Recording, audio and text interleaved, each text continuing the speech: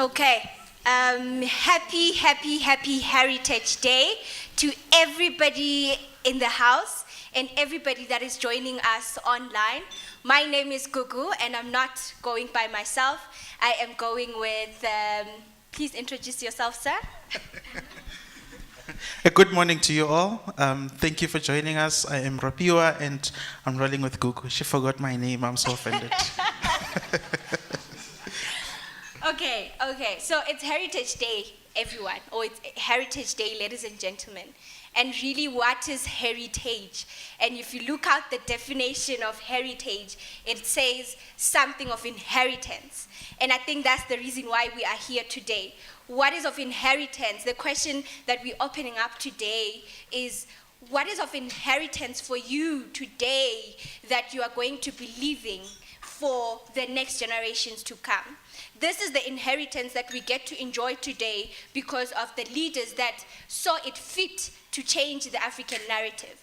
And we employ each and every one of you to think and ponder about what type of inheritance are you guys leaving for the future generations. With that being said, we are going to greet the JCI way, because JCI is a protocoled organization, and we wouldn't want to begin our event without acknowledging the important people in the house. Everybody's important, by the way. Like she said, welcome to JCI Sandton. We are live from South Africa. Sandton, those who are joining us from the various parts of the continent. Like you said, it's very important for us in the organization. We have very strict protocol. I'm sitting in the room in front of our very important leaders that are staring at me, making sure I do this right. So pardon me if you see the mic shaking. There is a dead stare in the room. So I'd like to welcome our local president, JCI Sandton, the man of the house, Mr. Jordan Seke, and his board. President Keke, national president of JCI South Africa, in the room. I'd also like to welcome, I'll just go through a few senators that I'm seeing in the room. These are leaders of our organization that have worked through the organization, made it what it is today. Senator Linda, our founding president of JCI Sandton. Past President Sandra Makoni, sitting next to our founding president. Going to her left is our past president, Brightness Zikali. I'm promoting her. Our past president, Simpiwe Zuma, next to her. And we have a VIP who's sitting at the back, and I don't understand why. Senator Michael, who's our international vice president on this year. Please stand up, let them see you. Thank you very much. Without further ado, I'd also like to welcome the JCI South Africa's national board members that are present with us. There's senators in their absence, and I know some of them are joining us online. So I hope you can see the leaders that you've planted in this organization doing the great work that we are today. I'd also like to welcome the government and business leaders that are joining us from the various parts of the continent. Would also like to welcome the members of this organization that make this organization what it is today. So thank you for joining us. Most importantly, the people we came here for today, the young African leaders of this continent. We are here because of you, and we'll be here in 2063 because of this conversation today. So would like to welcome all of you. I noted that on Zoom you are writing where the countries that you're coming from, and Gugu here will just go through some of the highlights that we have in our Zoom. And I just would like to embarrass you a bit. Why are you taking my lines? I'm sorry. What do I have to say? I'm sorry. Okay, so with that being said, we do have an online audience as well, and we just want to highlight the top countries that are joining us today. We've got Nigeria in the house, we've got DRC in the house, we've got Niger in the house, we've got Morocco in the house, we've got Ethiopia in the house. No, I don't say Europe. We've got Europe as well in the house. Okay, so the list goes on, and we're really humbled by the traction that this event managed to attract, and we welcome everybody on this event. And with that being said, please introduce us to our next item on the agenda.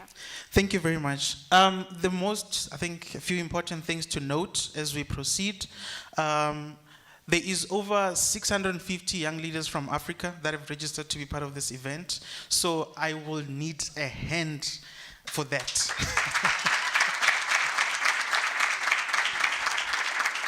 We are very proud.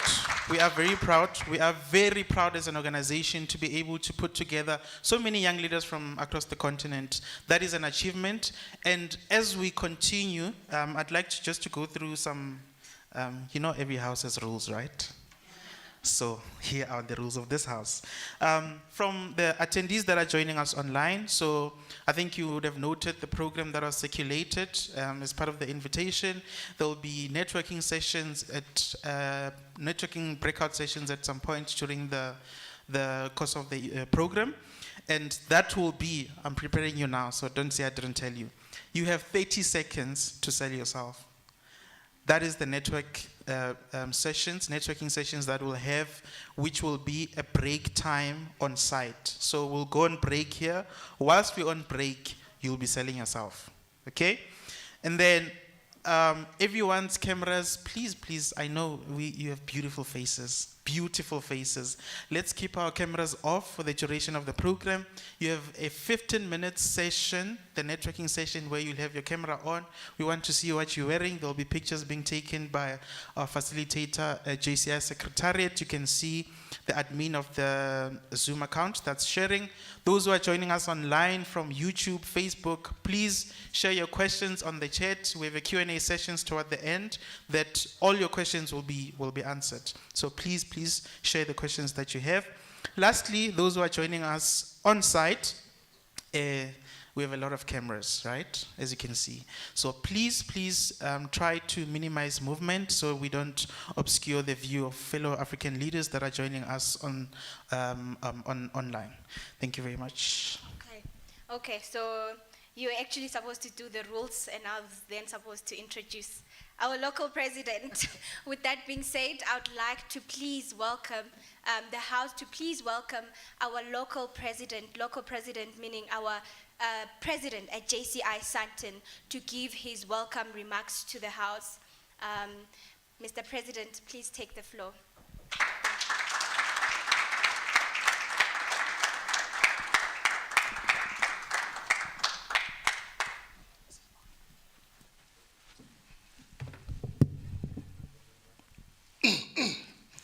Thank you very much. Thank you, facilitators, for these wonderful opportunities. And I would like to say a few words, and with due respect to the house rule of our organization, all protocol observed. Yeah, it's quite a privilege for me standing in front of you today, because this was a dream.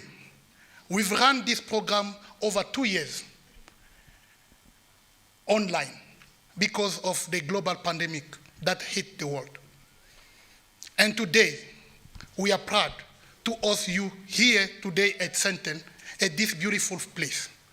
We are also proud to be connected with the rest of the continent, as leaders from all over Africa have joined this session. Allow me then to say that it's a very, very immense pleasure for me to start this official occasion by heartily welcoming each and every one of you. Thank you for your presence. I would like to extend also our heartily welcome to guests of honor, speakers who will be joining us, sharing some insight, the debate, and provoking our assumption around Africa 2063. We want to express ourselves. We want to be the advocate of this continent through the blueprint that the African Union have proposed to us. I know some of my leaders don't like me saying this, but I will say that. Come 2063, some of us may not be alive. But what are we doing now to shape the Africa we want?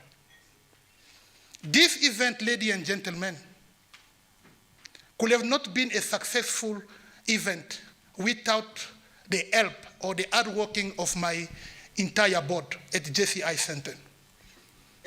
You can see how tirelessly they've worked.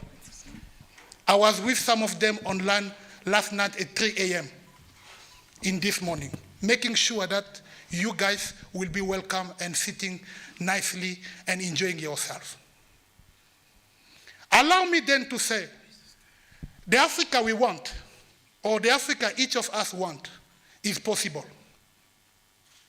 But we have to start engaging. We have to start innovating. We have to reach new partners to ensure that the desire that is driving each and every one of us is tangible on the continent. I would like to wrap up by saying this. I'm not African because I was born in Africa. I am African because Africa was born in me. That is what Kwame Nkrumah said.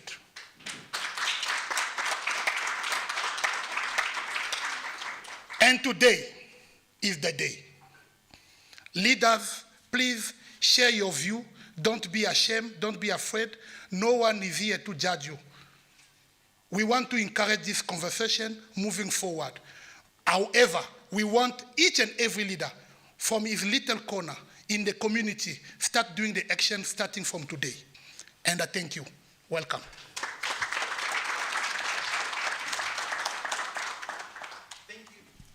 Thank you very much. Thank you very much, local president of JCI Sandton, Jordan Seke. So next on our program, we have our past president. So just to take you back a bit, JCI has a 1 year to lead mandate. So you'll hear past president this, past president that. All the presidents that are being called led for a single year, right? So next on the program, we have our past president, Simpiwe Zuma, to speak on what or where JCI stands on Agenda 63. Thank you.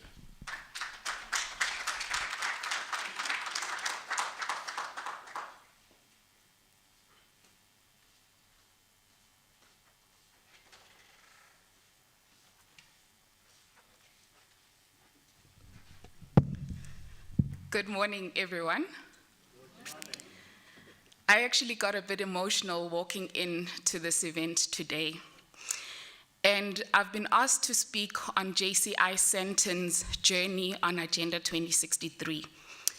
So a younger Simpiwe got the privilege to attend the Active Citizen Leadership Academy in 2018, which was hosted by JCI Africa and the Middle East. At the Academy, we were introduced to a campaign that is called I Am Africa. For the first time, I learned about Agenda 2063. Just to give context to those who do not know what Agenda 2063 is, it is a blueprint and a master plan that leaders of Africa put together, which is supposed to help us shape the future of Africa and make this continent a global powerhouse. In the session at the Academy, I was so excited to learn that we've got a blueprint and a plan that if we as young people took up, we could even make a greater difference in making Agenda 2063 a reality. I'm grateful to my local president at the time, Senator Michael Adenuga, who supported the ambitious me in launching the first ever I Am Africa campaign at JCI Sandton on the 24th of September, 2018. That is where the journey of Agenda 2063 started for JCI Sandton. At that point, it was more about let us create awareness about the campaign. Because if we want to see Africa become what we aspire for it to be, we then need our young people to know about it. I had just found out about Agenda 2063 May that year. Thereafter, I'm grateful that I had the honor of leading JCI Sandton in 2020 as the local president. And the team I had at the time shared the passion for this particular agenda. We sat together, and you will meet her later, Bongi Bejantiko, who was the vice president project lead at the time for Agenda 2063, shared the same passion together with the leadership and the board at the time. And the aim at that point was then to say, let us go deeper into the aspirations of Agenda 2063. There are 7 aspirations. We actually worked on the project not for it to be a one-year project, but to be something that is continuous. So what we are seeing today is a vision and a plan that we worked on in 2020. In 2020, we focused on 3 of the aspirations. In 2021, under the leadership of President Kawe, JCI Sandton continued the project, and further 2 of the aspirations were worked on. Today, the purpose is for us to come together and then say the balance, and in fact, all the aspirations. What is it as young people? What is our voice? We've taken these aspirations, and we'd like to then take the the outcomes of the conversations that we've had over the past 3 years, including today, and take it to the table at the AU and say, we've sat, and over the years we are looking at, including today's delegates, almost 1,000 young people that have been part of these conversations. This is the voice of just a portion of the youth of Africa. What can we then do? What are the resolutions? And over the years, the hope is we can reflect and use this particular date as a reflection on the journey, so that by 2063, we are not only just aware, but we've actually taken steps to make the realities of Agenda 2063 possible. We do hope, whether we're alive or not, but that by the year 2063, Africa is a global powerhouse. Thank you.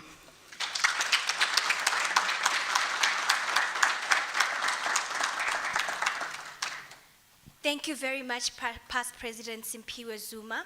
We are going to move on to the next item on our program, and I'm going to call upon on stage the 2020 Vice President at the time, Bongi Beja, to come and give us a note regarding our partners. Thank you, ma'am.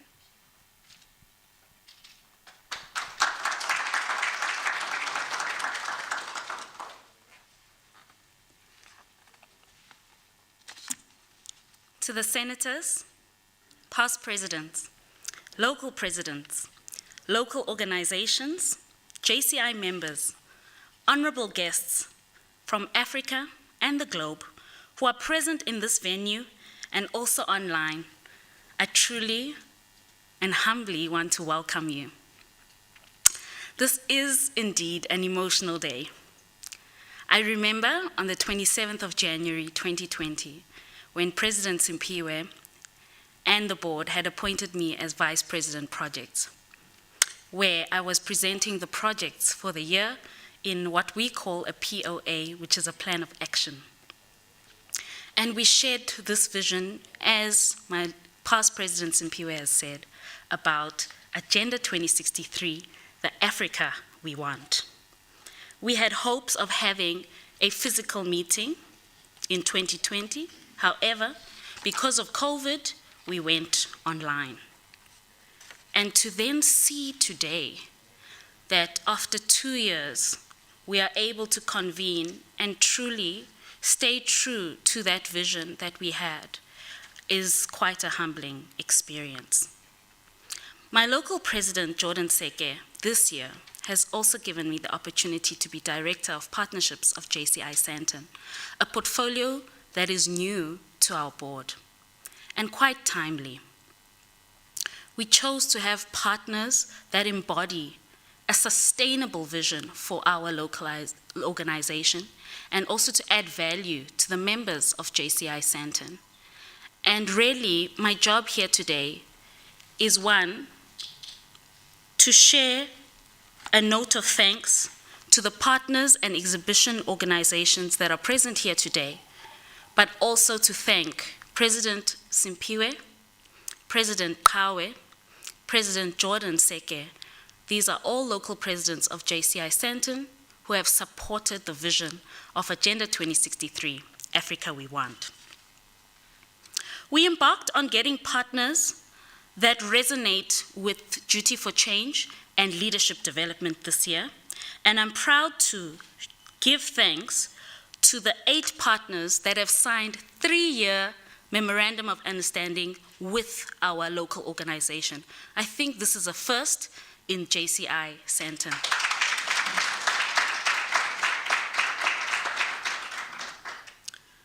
The 8 partners are as follows. We have a think tank and research organization, the Mandela Institute of Development Studies. We have a leadership development organization, the KI Institute. Financial sector organization that are also represented here is Access Bank and Novatech. The tourism and hospitality sector have also partnered with us. We have Ubuntu Travels, and those that are in the room, Hilton Hotel is a partner of JCI Sandton. And last but not least, we've got a marketing and communication organization, R&T Communication. I want to thank you as the Director of Partnerships of JCI Sandton for coming on board with us as this local organization that is wanting to make an impact in the Africa we want. I'd like to end off by sharing an African proverb that is quite close to my heart. Umntu ngumntu ngabantu. Umuntu ngumuntu ngabantu. Mutu ki mutu ngabantu. It simply means that to be human is to recognize the humanity of others. And it is in this humane approach that I want to thank our partners, JCI Sandton, and everyone that is here today. Thank you.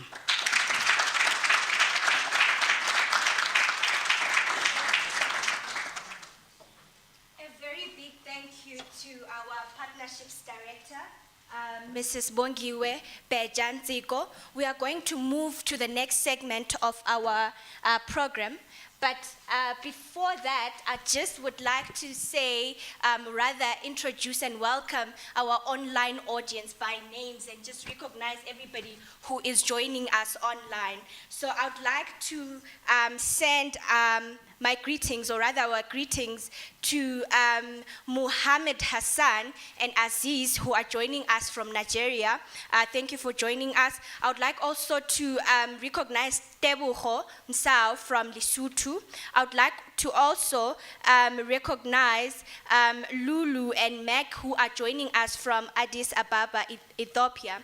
The list is endless, ladies and gentlemen. We are just going to be welcoming, or rather introducing them as we go throughout the program. So with that being said, I would like to request the house to take a 15-minute break just to network with each other, and also an opportunity to get food for those that were rushing through to get here in time, and just get yourself coffee, get yourself tea, and get to know each other.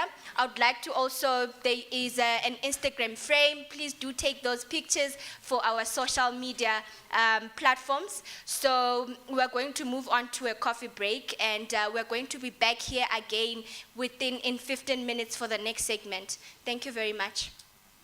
And then I just forgot, to those that are online, this is your opportunity to network online. You've got 30 minutes to basically do a networking session with the people that are joined online. Do you want to add something, Rafiwa? Thank you, Kuku. A link is shared. So we're using a platform called Jamboard, Google Jamboard. So a link is shared on the chat for those who are joining online. It will be shared on YouTube and on Facebook, Facebook live chat as well. Just download the app if you have to download the app, or just go to the webpage. There's an example that's set up for you there. Use that network, it will be shared across. Thank you. Okay, thank you.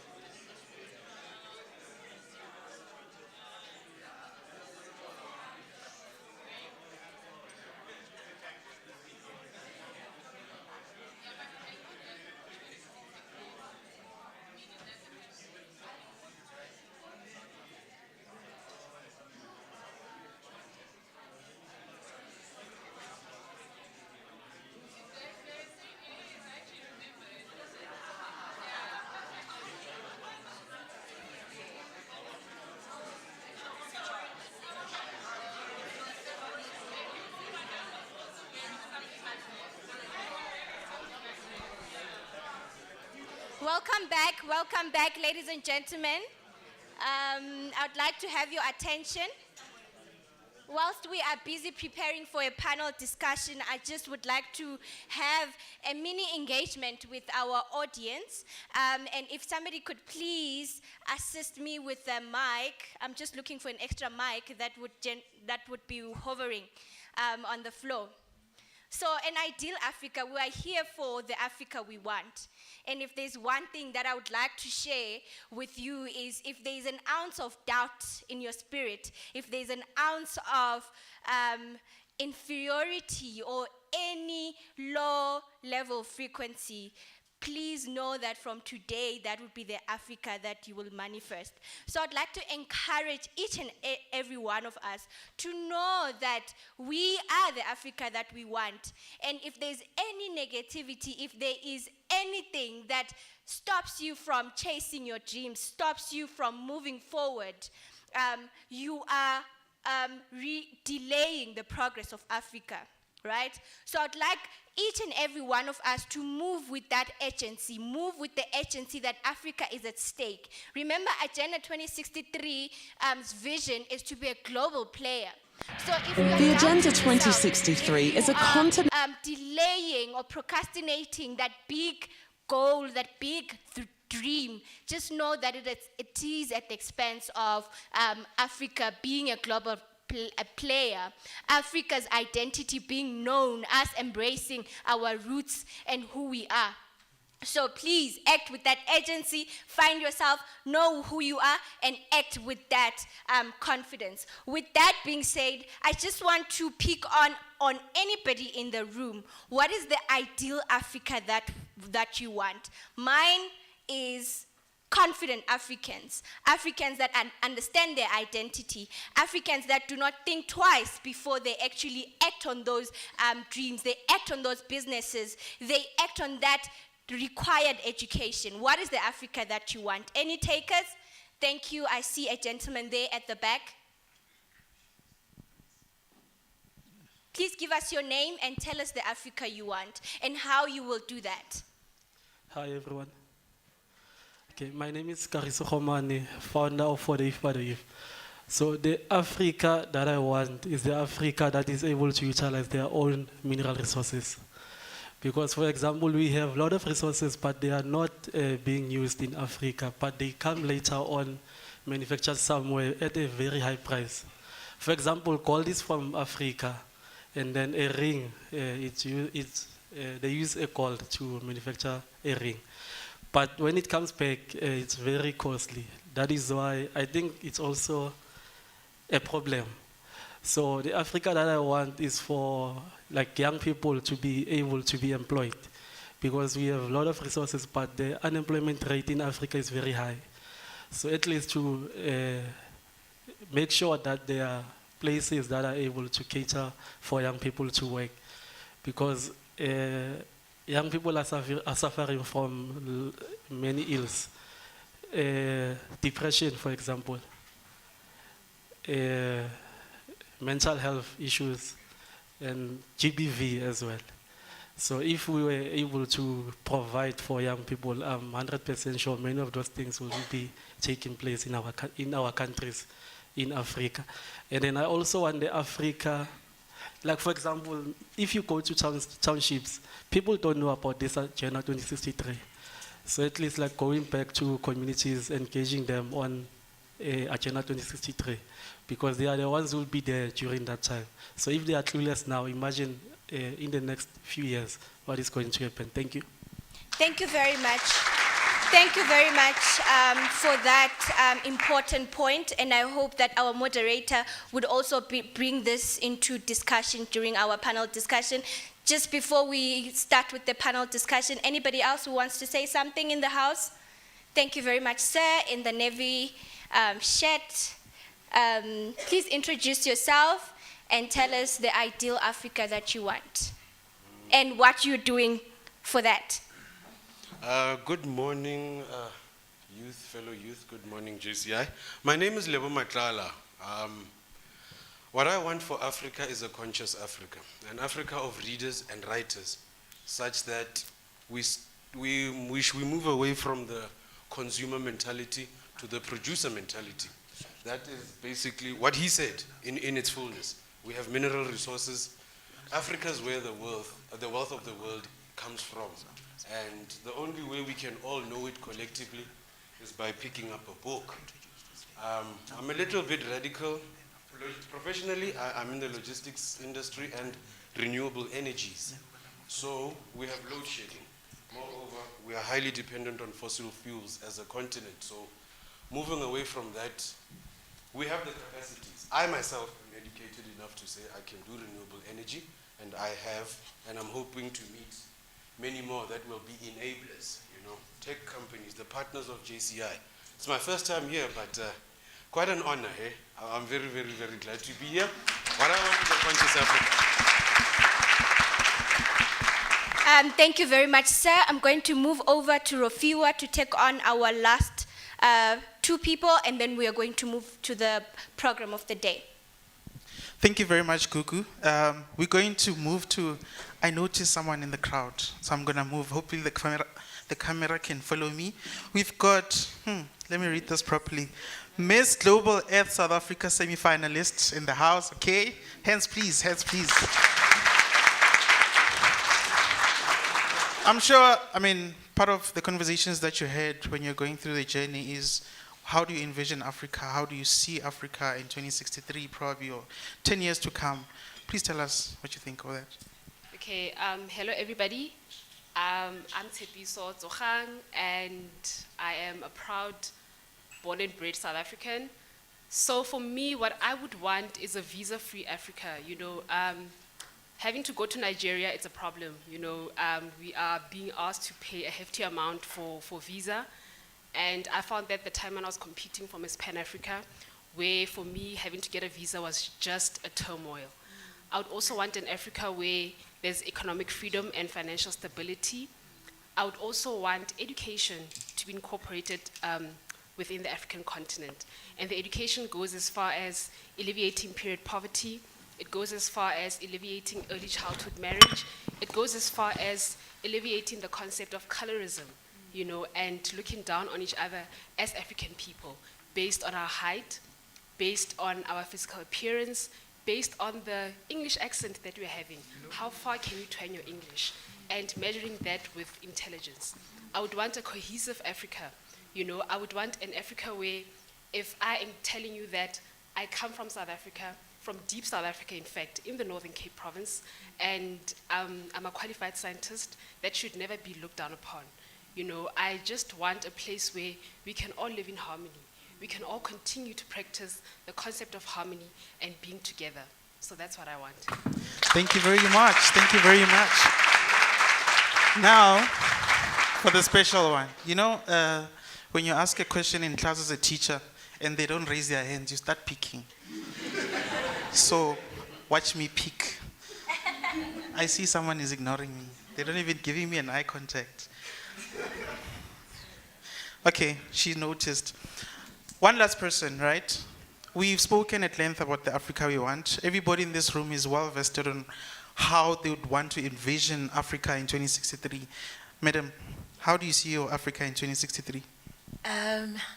I see my Africa where everybody with disabilities is actually included in such events like these ones I mean to say, My name is Lebohang Luda, and I am founder of Atlehang Foundation that basically focuses on raising awareness about rare medical conditions and disabilities in Soweto mainly.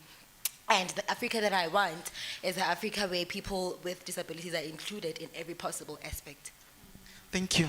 A different perspective. A different perspective. So now, we've heard from the various leaders in the room. We're going to actually now show you what African Union envisioned when they came up with this blueprint of Agenda 63. A video will be played. We'll be back in 2 minutes.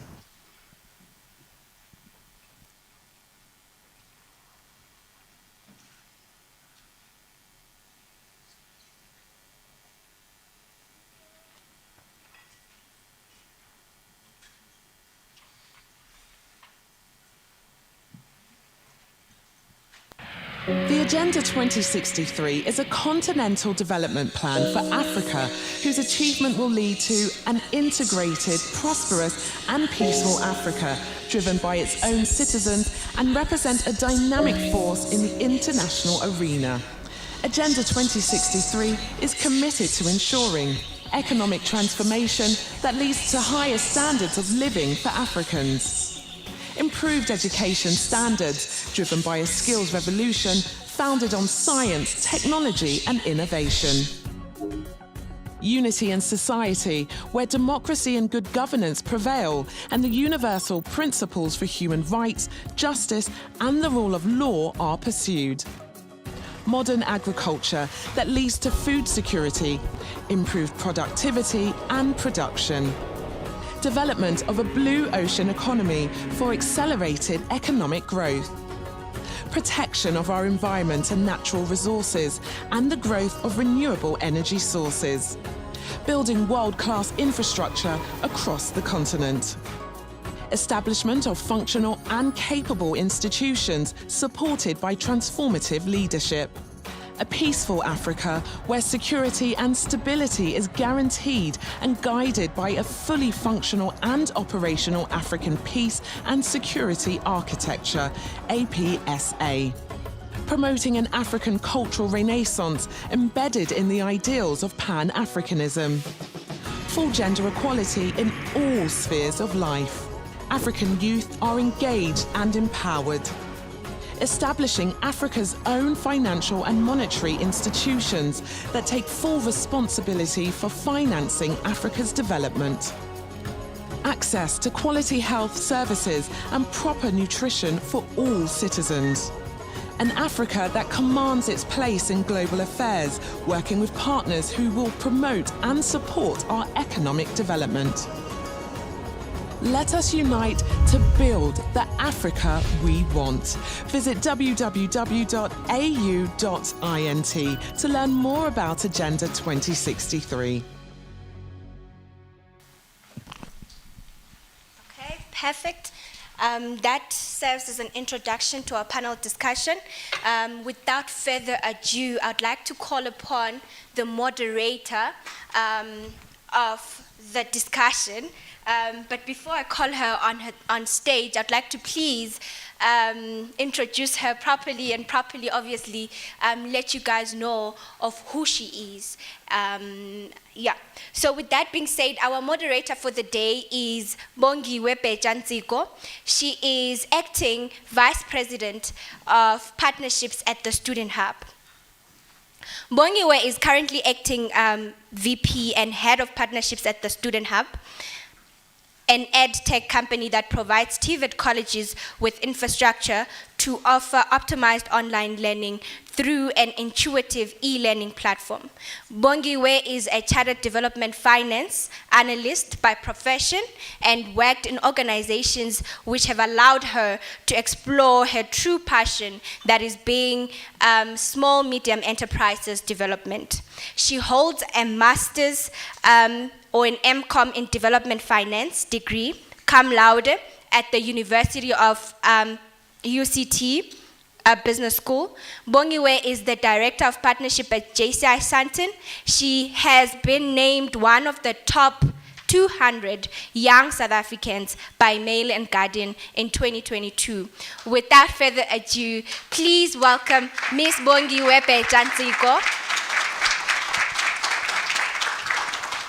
Thank you very much. Rolf, please help me introduce our speaker for the panel discussion. Great. Our second speaker is Mr. Mlamuli Mbambo. I'm sure you'll see him. He's very colorful. Where is he? Yes. Mr. Mlamuli Mbambo is a founder of Money Fundi, which does financial education, training and education, and storytelling to enable individuals to change their financial destinies. Okay? In his mid-20s, fate disturbed his career as a business analyst. Even though he has a BCom in economics and a finance degree and worked in headquarters of one of the big 4 banks in South Africa, he was not equipped to manage his personal finances, right? Mlamuli Mbambo has there's a lot of accolades here. I can't even go through all of them. Brand South Africa, Play Your Part Ambassador, Mail and Guardian, top 200 South Africans in 2021, top 10, let me say this again, Junior Chamber International South Africa, top 10 outstanding young persons, okay?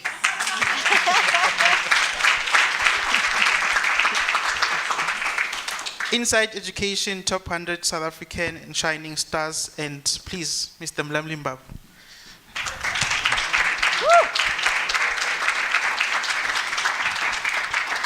Okay, thank you very much, Rob. The next person to join us on the panel discussion would be the founder of one of our partners, which is Minds. It is a great honor to introduce to you, ladies and gentlemen, Dr. Nkosana Moyo, PhD. Dr. Nkosana Moyo holds PhD in physics from Imperial College, University of London, and an MBA from Cranfield School of Management, UK. He was, until 2011, the Vice President and Chief Operating Officer of the African Bank. Dr. Moyo is the founder of Mandela Institute for Development Studies and an East Howe Fellow and a World Economic Forum Global Leader of Tomorrow alumnus.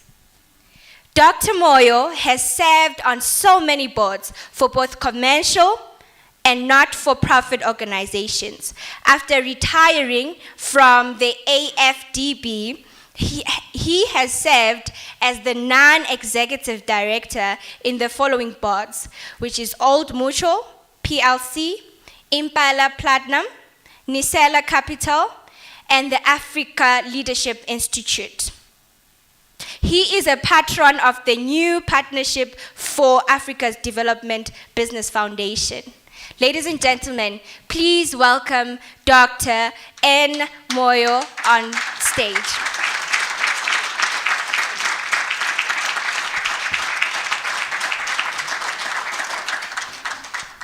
So much wisdom, so much wisdom. Okay, our next speaker, we call him the VIP of the organization, okay? This is our national president, Mr. Keke. I'm sure he'll do some dance when he comes to the stage. We know him from that.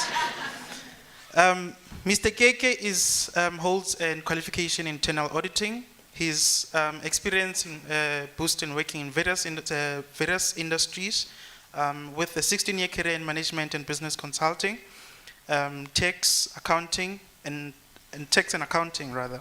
His experience spans the medical industry in practice in management, administration, primary agriculture, manufacturing, and various service businesses. Keke's approach to management consulting is people-centered approach to leading, managing companies and employees. As such, he has mostly been involved in turning around and improving human resource productivity and system to his clients. I'm not going to go through the roles. Please forgive me. There are many. There are many. Mr. President, you're welcome.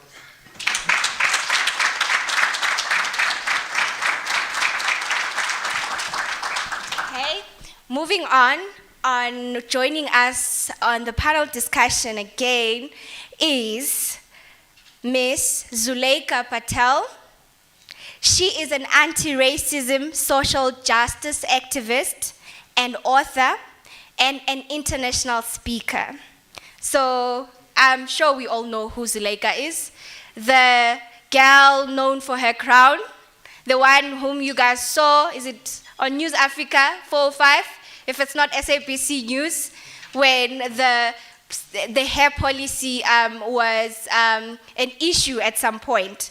So Zuleika's bio reads as, Zuleika Patel first grabbed the world's attention when she became the symbol of the fight against institutionalized racism at Pretoria High School for girls.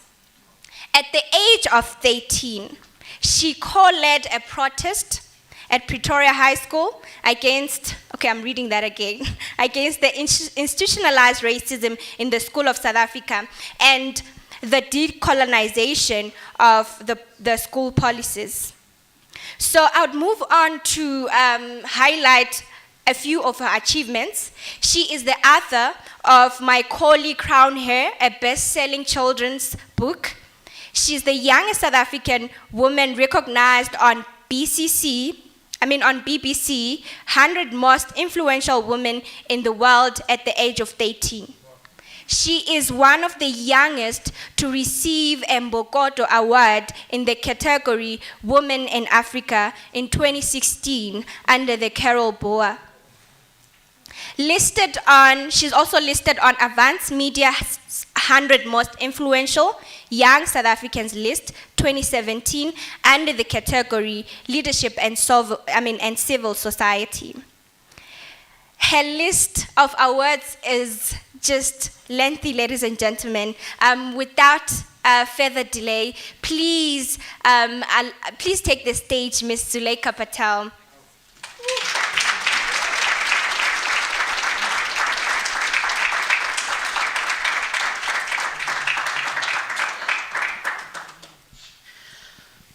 Thank you. Our last panelists joining us all the way from Tanzania, you'll see on the screen shortly, is Ms. Petrida Paul.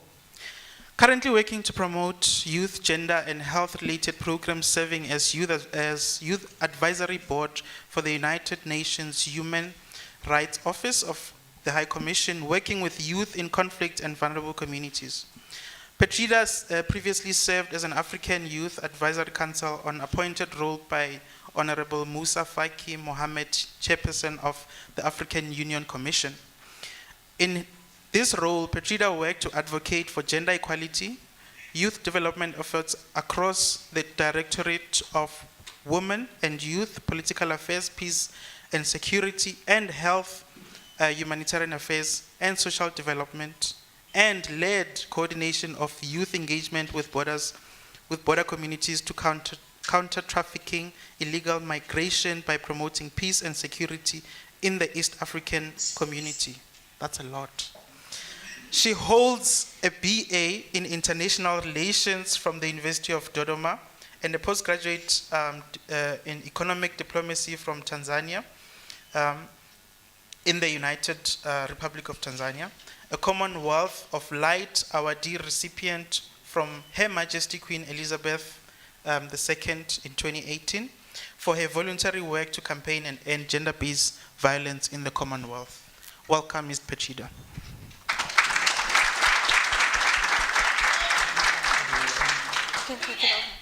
Okay. Thank you very much. And now we're going to hand over to Ms. Bongi Beja to kickstart our panel discussion.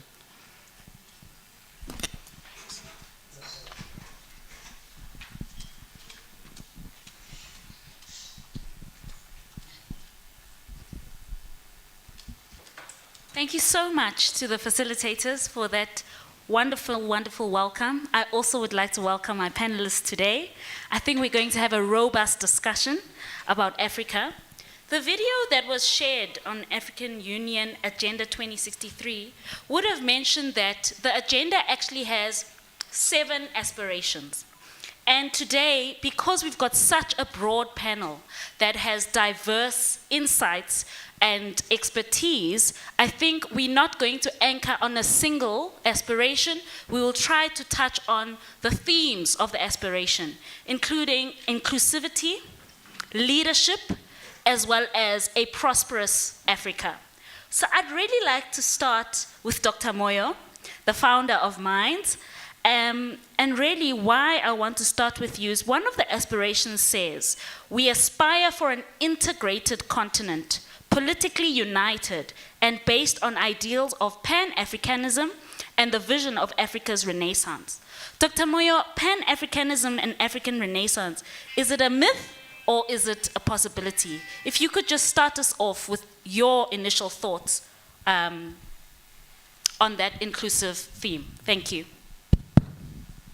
Thank you very much, Bongi. And thank you for welcoming me into a generation which I don't belong to. So therefore, I suppose I have to put on the table right up front that my opinions are likely to be out of date because clearly I'm not one of the youth. But some of these are gathered from, hopefully, a long life lived reality, and it's worth just listening to what some of us have gone through and see whether we can extract any value from this experience and integrate it into a much more modern way of thinking. So I think Pan-Africanism is not a dream, but I would put it as, in fact, a necessity. In a Latin expression, there is something called a sine qua non, that without which it cannot happen. In other words, prosperity for our continent without a Pan-Africanist approach will not happen, in my humble opinion. But you know, before we deal with aspirations, I think there is a process issue we need to deal with. When you aspire, you need to test, firstly, where you are at the moment. In other words, take the temperature or the diagnostic of where you are. Try to understand why you are where you are at the moment. What is it that you did in the past that led to you being where you are? If where you are in particular is not a desirable place to be, then there is a way you've been doing things which has led to lack of success. Which means unless you do the analysis to understand what it is you need to change, you are going to continue to get the same results because you're repeating the actions of the past. So, I don't want to put a dampener on people who aspire. Aspiration is absolutely necessary. But let's just take a lesson, a leaf from nature broadly, not just our lives as human beings. When you look at the animal kingdom, so Pan-Africanism, without using the word, is an inclusive approach to tackling our challenges, right? It's a Pan-African, includes all of Africa for us to come up with a solution. So inclusivity is embedded, it's implied in that concept. In the animal kingdom, when is it easy to achieve cohesion, which then leads to inclusivity? What are the circumstances you must create in order for an embracing approach to come much more easily? And you need to ask the flip side. In the animal kingdom, when do you see most friction within the tribe, so to speak? It doesn't matter the species. Once you understand these things, then you begin to understand what conditions you have to create in order to facilitate for inclusion to happen. Let's take, we are sitting here in South Africa. There is, without any judgment, please, in fact, I understand, people say there is xenophobia. What is it that leads people to start fighting for space, fighting for opportunity? It's when those opportunities are limited. So, if you want to achieve cohesion, you have to create prosperity. When there is prosperity, there is nothing to fight for because there is enough to go around. Why is it our continent at the moment with amazing resources, natural resources, human capital, amazing weather, biodiversity, rich agricultural land, mineral resources, all of these things, the African continent has got in abundance. Why is it on a rich continent we've got, I think without debate, abject poverty compared to everywhere else? Once we've identified the cause that has led to this, it must follow that we need to address that if we are to change the trajectory of our development. I don't know that I need to give you my answer to that or just leave it as a question for you. Because you need to identify the cause which has led us to being where we are. Once you understand what it is, you eliminate that, you create much better prospects for us to move forward. Achieving cohesion will become, when there is nothing to fight for, we are going to work together. Can I leave it at that?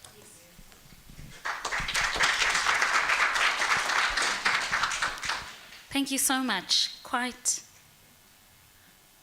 rich content to start us off. I mean, you had me at the analogy of nature to understand what conditions we need to create for cohesion to take place, and borrowing on that theme, a creation of prosperity. I think I want to continue on this theme of inclusivity, and I'm going to ask Zuleika, the lady who wears her crown proudly, and just leaning on what Dr. Moyo has said, I want to understand from you, how do you think Africa can become inclusive?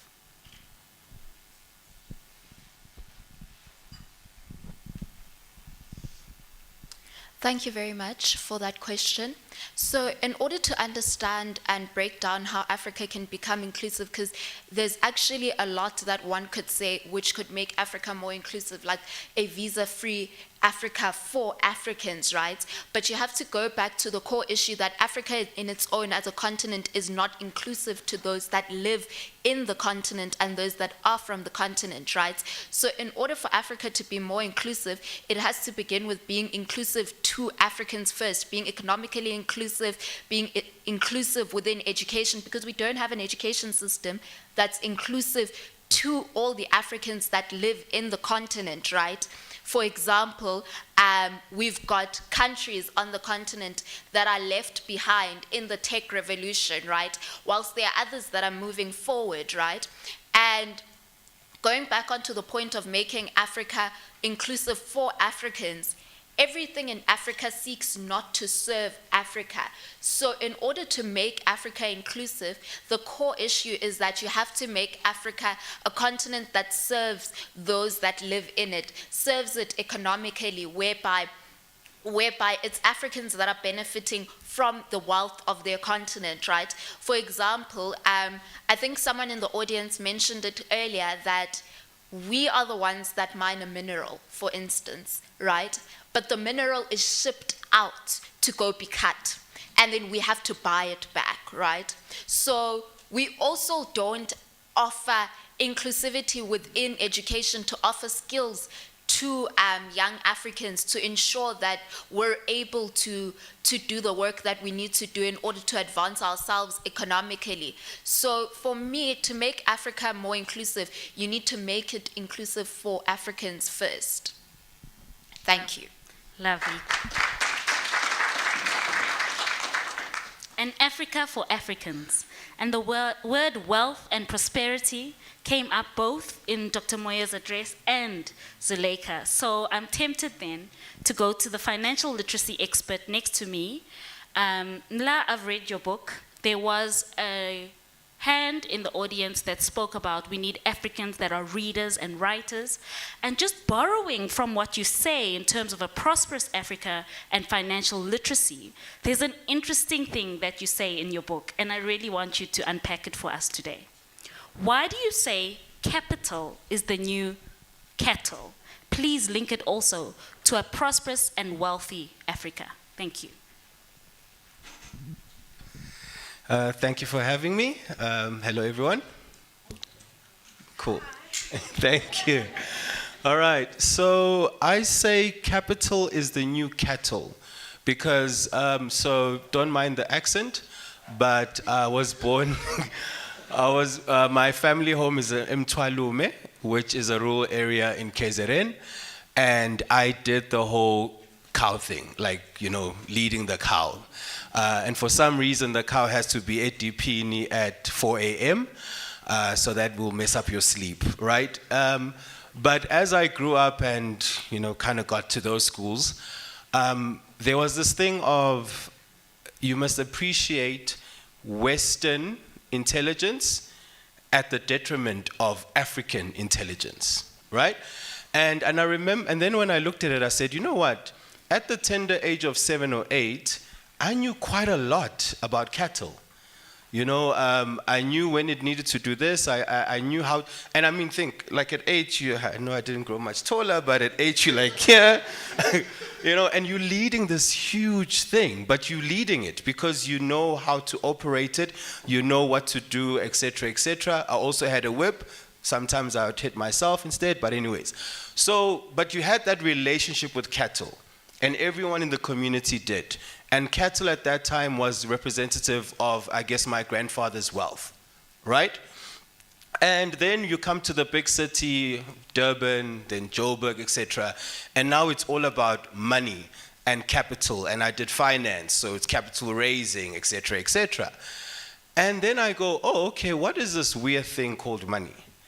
Now, money is the wealth, okay, but this is just a piece of paper. Okay, but it's the wealth. Okay, all right, cool. And then I realized that the same way that I knew cattle, like which piece must be eaten by, I don't know, the Lobolat girl and the grandfather, there's different pieces for different things. That's the kind of stuff that I should know about my money, right? And I think as Africans, we see money as a Western construct. It's kind of disturbing our flow, but if you see something and you don't have a good relationship with it, chances of you doing well in it are very low. The other thing that I say is you cannot win a game when you don't know the rules, right? And if the game that we all have to play is money, and Africa unfortunately has to play this game as well, you can either fight to say, hey, we're going to bring down the money system, etc., probably not going to win. But if you learn how to play the game, you've got a far better chance of winning it. Because how I judge the stats of this is retirement is not an age issue.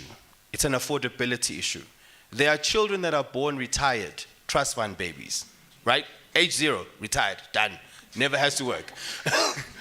Cool. So, but so 94% of South Africans cannot retire, i.e., lost the money game. 95% of people globally cannot retire comfortably, i.e., lost the money game. So once you start seeing it as just a game that we all have to play, then you learn the rules, financial education, financial literacy, and it changes your outcomes. Because before Africa had political emancipation, there was political education. Right? When you would join some of the movements of Africa, they will start you off at political education. So now that we seek economic emancipation, I think it only makes sense that we start at financial education so that we can actually make a dent and win the economic game or the money game. I think I'd like to win at the money game. So thank you. That is incredible insights. I think what you shared there is that there are some fundamentals that we as Africans can identify with, but perhaps money and wealth hasn't been congruent or consistent with Africa. And it's time that we change that. So the Africa we want is where we win the money game. I wish I met you earlier so that I could implement some of these lessons, but I think that's why conferences like this are really great, because then you can start to implement the lessons that you learn. I'd like to engage our panelist that's online, Patrida, because you've done amazing work in terms of peace. You've led the coordination of youth engagement with border communities to counter illegal migration and trafficking in the East African community. My question to you, Patrida, is are there any learnings or successes that you can share with us from your truly commendable efforts?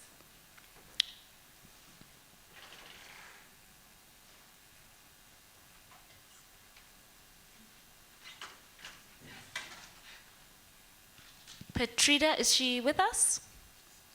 Not as yet. That's fine. We'll park the question and come back to her. Then let's focus then on leadership. How do we win at the leadership game? I think the answer there I already have. You join JCI. And so it's only fitting then to go to my national president of JCI. We've been speaking a lot today about Agenda 2063, which is really a blueprint that was born out of the African Union. If we were to collaborate between JCI and the African Union, is it something that we should pursue? And if so, what would we achieve from a leadership perspective? Thank you. Thank you so much. Hello, everyone.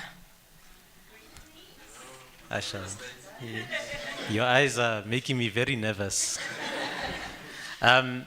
For me, it's a no-brainer.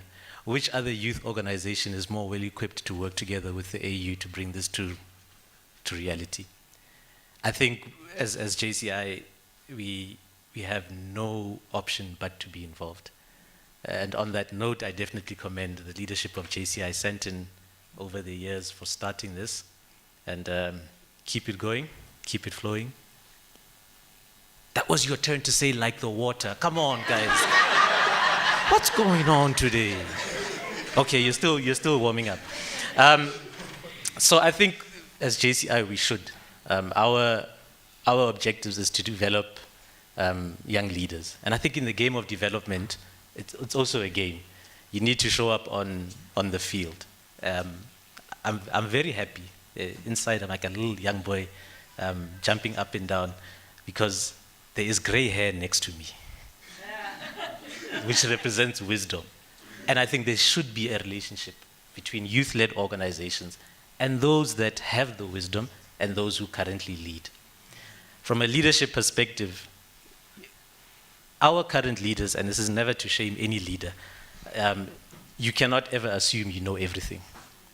Leaders need the energy of youth. The youth need the wisdom of leaders.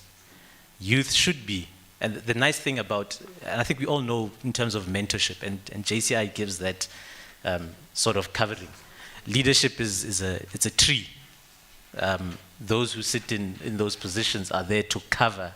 They are the leaves. They're there to cover those that are coming underneath. But whatever comes underneath, it should be allowed to sprout in whichever direction it wants to sprout. We should not be hard on. I want to use the example of nature, like I was sharing with Dr. Moyo earlier on. Now that I work in the horticultural space now. A flower, a plant will always grow in the direction where the sun is coming from. It will always chase after the light. And as leaders, we need to provide the light. We need to work with those that are holding the light and maybe sometimes just shift their light. And I think as a youth organization like JCI that's been around for years, that I also believe is not going to die anytime soon, we have to do the arduous work of tilting the hand of those that are in authority, gently, not forcefully, but just gently over time, that this is where we are going. Shine the light in that direction. Let us go and grow in that direction. Lovely. I think you've made my job quite easy because you've already highlighted that to get this right, we need an intergenerational dialogue. So I think I'd like to go back to Dr. Moyo and just weigh in now in terms of African leadership. I think you mentioned earlier, at least to me, that to have an inclusive Africa, you must have the correct leadership. Inclusivity does not happen without leadership. Can you describe the current African leadership and how can we transition to the leadership, and just borrowing to what you had said, to a leadership that creates the condition that is required for cohesion? That's a tough one. It's a tough one because I want to be able to respond to you without causing unnecessary discomfort. Because, let me explain why. I am not particularly good at this. I'm not very diplomatic. But what I also recognize, though, is that if you're not careful, the message then becomes unacceptable. And if your message is not heard, you're not achieving anything. So it's a delicate line. But maybe before I answer, I want to acknowledge. So what's your name again? Keke. What Keke has just said.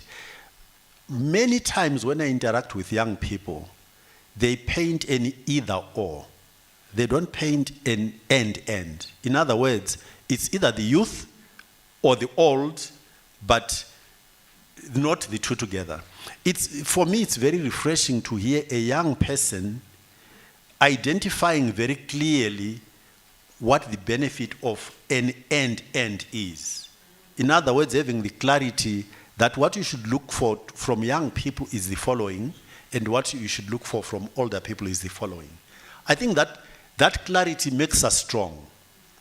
Instead of turning us against each other, which tends to be the case most of the time.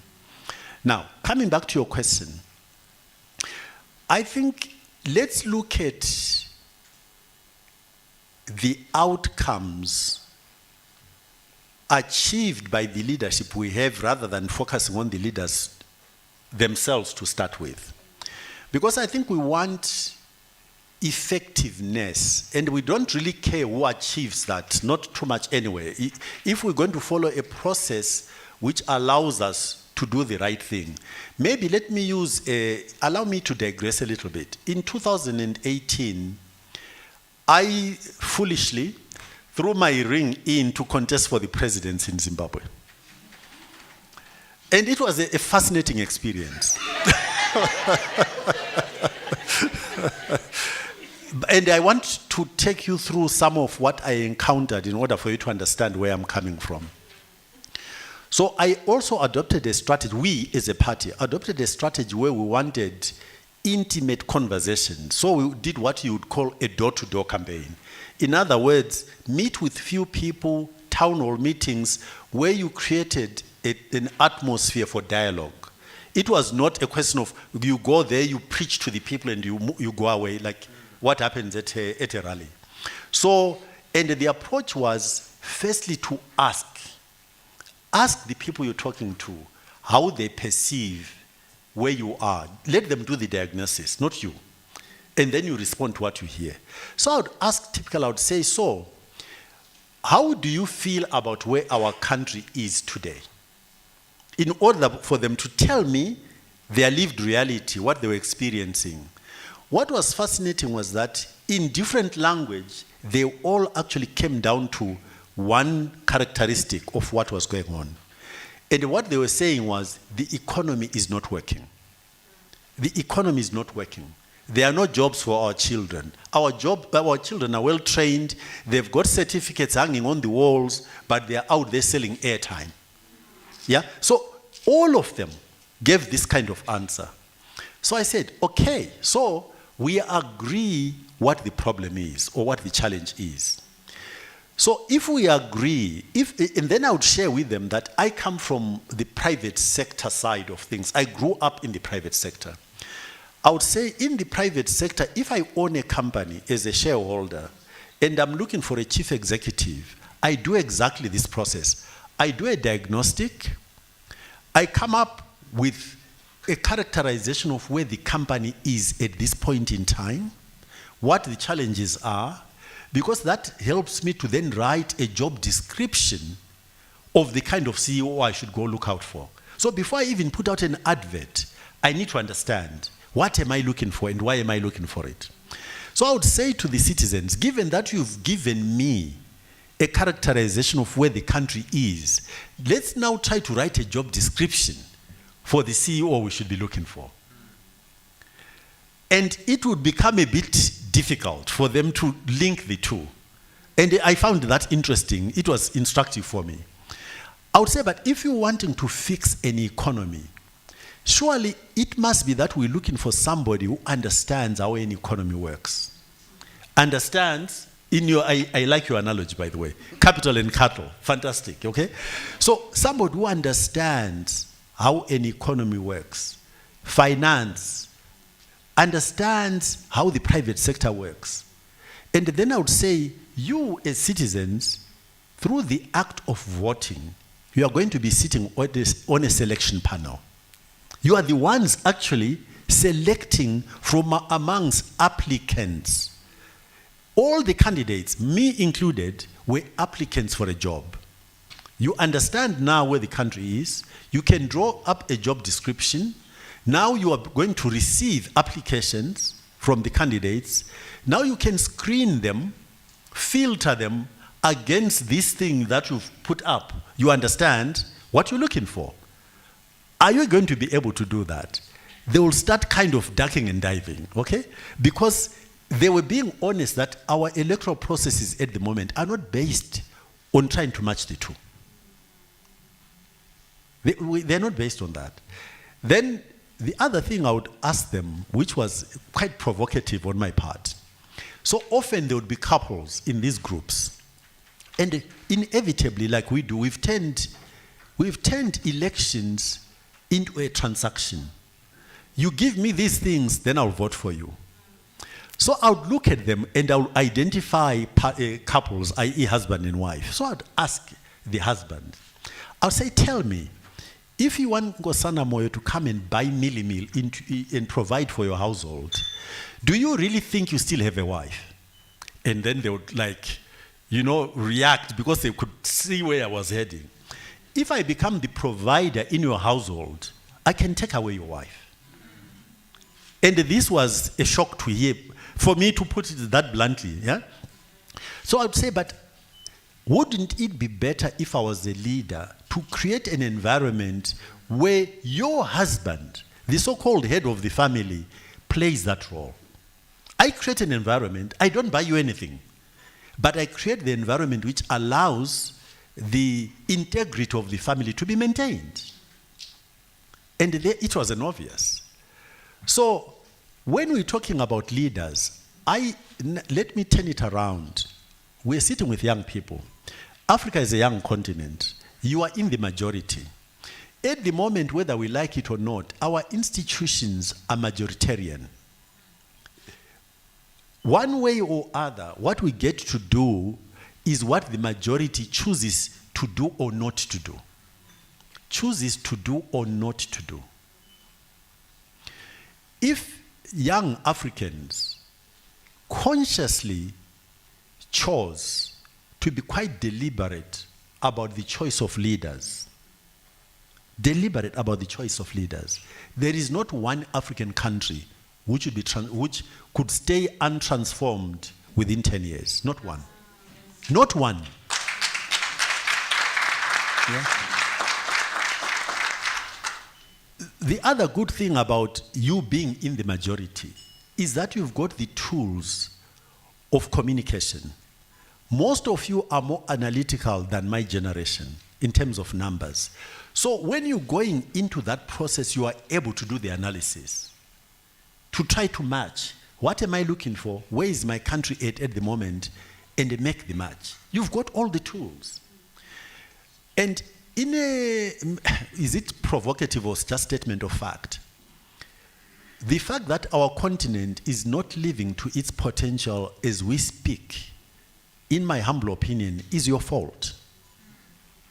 Because you are choosing not to be active as citizens, to choose the leaders using your framing, which I really like, to choose the leaders, whether they are from the old or the young, who are a product of a deliberate analysis of what do I need to fix the problem that I can see. If young people use their skills and the tools at hand, this would be done, Africa would work in very quick order. So, but at the moment, I think we can all agree, our leadership is failing. Our leadership is failing because we are choosing the wrong people. We are not using the correct metrics to choose our leaders. And for as long as this is the case, our continent is not going very far. I can't remember, somebody, it might even be you, Bongi, who used an expression about development partners. So it doesn't matter, but I hope you remember what that was about. I want also to leave you with one thought, which please take to heart, because this is so, so important. In the animal kingdom of which we are part, all interactions are predicated on contestation.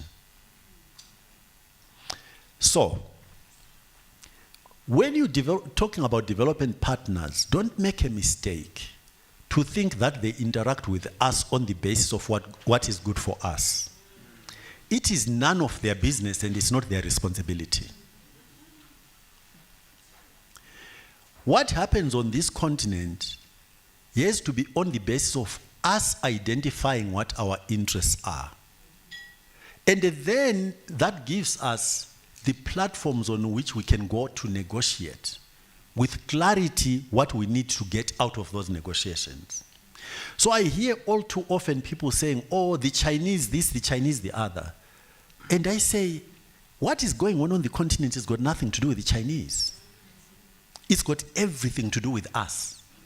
We are allowing to come in The Chinese are coming here to look after the Chinese interests, as they must. It is their responsibility. Are we interacting with them in a deliberate way, well thought out, to create a win-win situation, or aren't we? If we don't, it's not their fault. It's because that's contestation. You get into a contestation to win. You get into a contestation to win, not to lose. And the only time you get a draw is when the other team is equally strong. We need to make ourselves equally strong.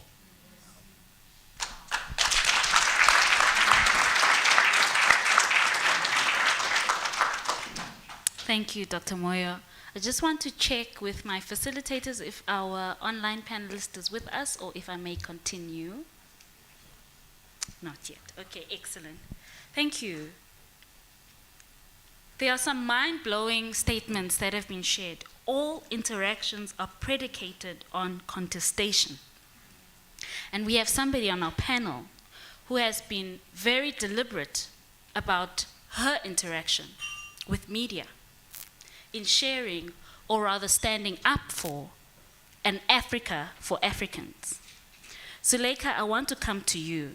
Can you share your experiences as that 13-year-old activist that took media by storm to share quite strongly anti-racism and stand for an Africa for Africans? We'd like to do the same as JCI and start making a noise on media about the Africa we want. And I think there's no better person to teach us or guide us through your experience on how do we maximize media in amplifying our own messages. Thank you very much. So essentially, to touch on the first part of your question, I think it's very important for me to highlight that no one has ever taught me how to be an activist. I was never taught by anyone. But what was at the core of my understanding of my activism was I was taught by my experiences, right? I was never taught by anyone that these are the philosophies of anti-racism, this is Malcolm X, this is so-and-so, and this is what you must know, right? I was taught by my experiences. And my experiences stemmed from how I grew up, being a girl born from an interracial and interfaith family in the complexity of a post-apartheid South Africa that is not prepared for its current political climax, where as a country in South Africa, I always say to everyone that South Africa is a complicated case because before it was very easy to identify who is the enemy because it was a different color than you. But now it's complex because it's the same color as you now, whilst you've still got that upper hand of the enemy that's the different color than you, right? So my activism was shaped by my experiences growing up, where I grew up always being, I think what essentially shaped my activism was me growing up being bullied by everyone, right? Because of being the other, right? In inverted commas, being the other. And my being the other then became that thing that essentially fueled what was then my activism, my anti-racism activism, because from the time I was a child, I was able to identify that the reason I've become the isolated other is on the basis of race, right? And race in this country exists on this basis because of our very recent history, where every single thing in this country is determined by race. Every single thing, where you live, your standard of living, your healthcare, your access to every single thing, even your basic access to a supermarket is determined by your race, right? So that was what shaped my activism, mainly being my real life experiences of interacting with what I usually term as the modern day form of apartheid in South Africa, right? So then coming into the media, right? For me, I've always been very deliberate about owning my own narrative, because many of the times I believe that the narrative is so easily taken out of our hands that we so easily lose our own narratives, right? Even if my narrative makes you uncomfortable, it's mine at the end of the day, right? So for me, it's very simple when it comes to the media that we have to be very deliberate in owning our narratives, even as uncomfortable as it may be for other people. Because at the end of the day, we don't exist for the comfortability of other people, right? So for me, it's almost like a step-by-step process where in order to maximize on how Africa is represented and how stories in Africa are told, right? I'm going to use an example of an experience I had quite recently in 2020, right? In 2020, I was approached by a PR company based in Europe, right? And they wanted to have me in an ad, right? And when I asked them what the ad is about, right, they said that it's an ad that's going to be played across Africa, right?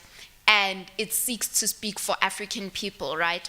And now the narrative that was portrayed in that narrative is that in that ad, right, that I was being asked for, was that Africa is falling behind with, because this was in 2020 when we were introduced to the pandemic, is falling behind in terms of advancing with the world in healthcare, in terms of a response to the pandemic, right? And I was essentially asked to support that narrative, right? And I was being asked to essentially create what they called at the time an awareness ad to help better the understanding of the pandemic for Africans, right? So I remember saying to the person who asked me to be in the ad that when you were writing this script, right, for this ad for Africa, did you ever care to actually speak to actual Africans who live in the countries that you want to play this ad for, about what are they currently doing with regards to responding to the pandemic? Because I said to them at the time, one of the countries where you are going to play this ad, you are saying that they do not have an efficient response to the pandemic, right? But when we as Africans read the newspapers and the articles, written by African journalists, this very country which you are saying does not have an efficient response to the pandemic is the same country that is producing its own ventilators and is not importing ventilators from other countries outside. They're making their own ventilators, right? Which is quite an advanced response to the pandemic, a country manufacturing their own ventilators and creating jobs whilst at that, right? So essentially what I'm saying here is that most of the time, the African narrative does not lie in the hands of Africans. And that is also our fault, right? It's our fault because we don't want to take ownership of our own narrative, We're so focused on trying to make our narrative comfortable for the outside world that we forget about taking ownership of our own narrative. And it's also our fault as well because we do not support our narrative being written by us, right? We don't support young creatives in the journalism space, young creatives that are working towards shifting the narrative that is portrayed of Africa. We don't support young African creatives, right? Because then again, we still have the issue of any career that is within the creative space is not a real career, right? So it's our fault, right? And so I think that one of the things that could really be done by JCI, right, as an organization that wishes to advance the skills of young people, for young people to use those skills to go into leadership, is that having community programs. In some of the past years of me being an activist, I've seen the realistic impact of community programs within communities, right? I was part of a program that was based in Davidson a few years ago where we worked with young girls on the day-to-day, right? Providing a psychologist, essentially creating a community center for young girls to have an escape, right? And the impact of that program was that we were able to reduce teenage pregnancies within that community, right? Which was then an issue that was rife within the community.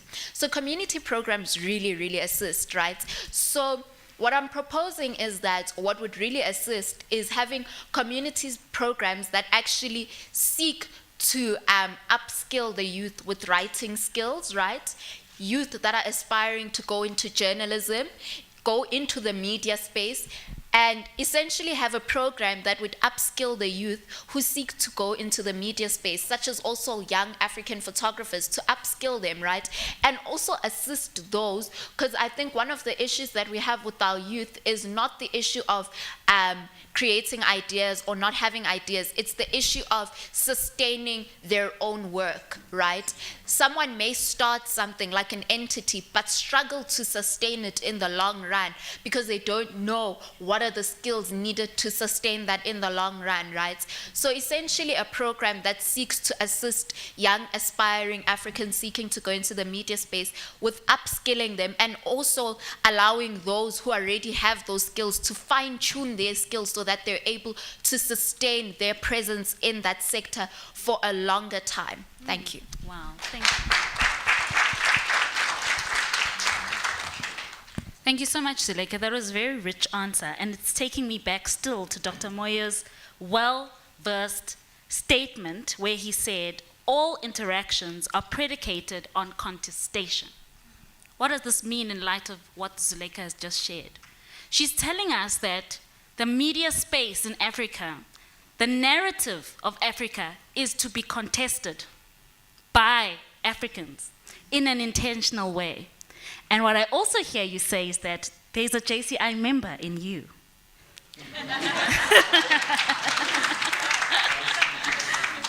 Because that is what we do. Community programs that are designed for impact, that truly assist. And I think you've given us really rich ideas on how to impart those skills of writing, journalism, photographers, and helping young people sustain their line of work in order for us to have a narrative that is owned by Africans, written by Africans, where we contest African media and know our story so well that an outsider then cannot own the African narrative. Another contestation that I want us to have is the prosperity of Africa. Yes. I'm gonna come to you, yes, to build there. And really what I'm asking is, in contesting for a prosperous Africa, can you shed some light of how do we do this from a financial perspective, building on what Zuleka has shared? Okay, so if I can just hop on there a bit. So I'm also a fellow author, and it was so interesting, right? So I did well in school, I did well in varsity, etc. So there's a certain level of the intelligence that people recognize, academic colors and whatever.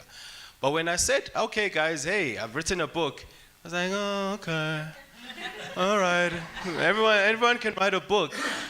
It wasn't until the book was at Exclusive Books that my fellow Africans then appreciated that you've written a book. But do you see the issue that it had to go into a Western shelf for Africans to, it's the same book, but Africans only appreciate it when it's sat on a Western shelf. And that's very disheartening.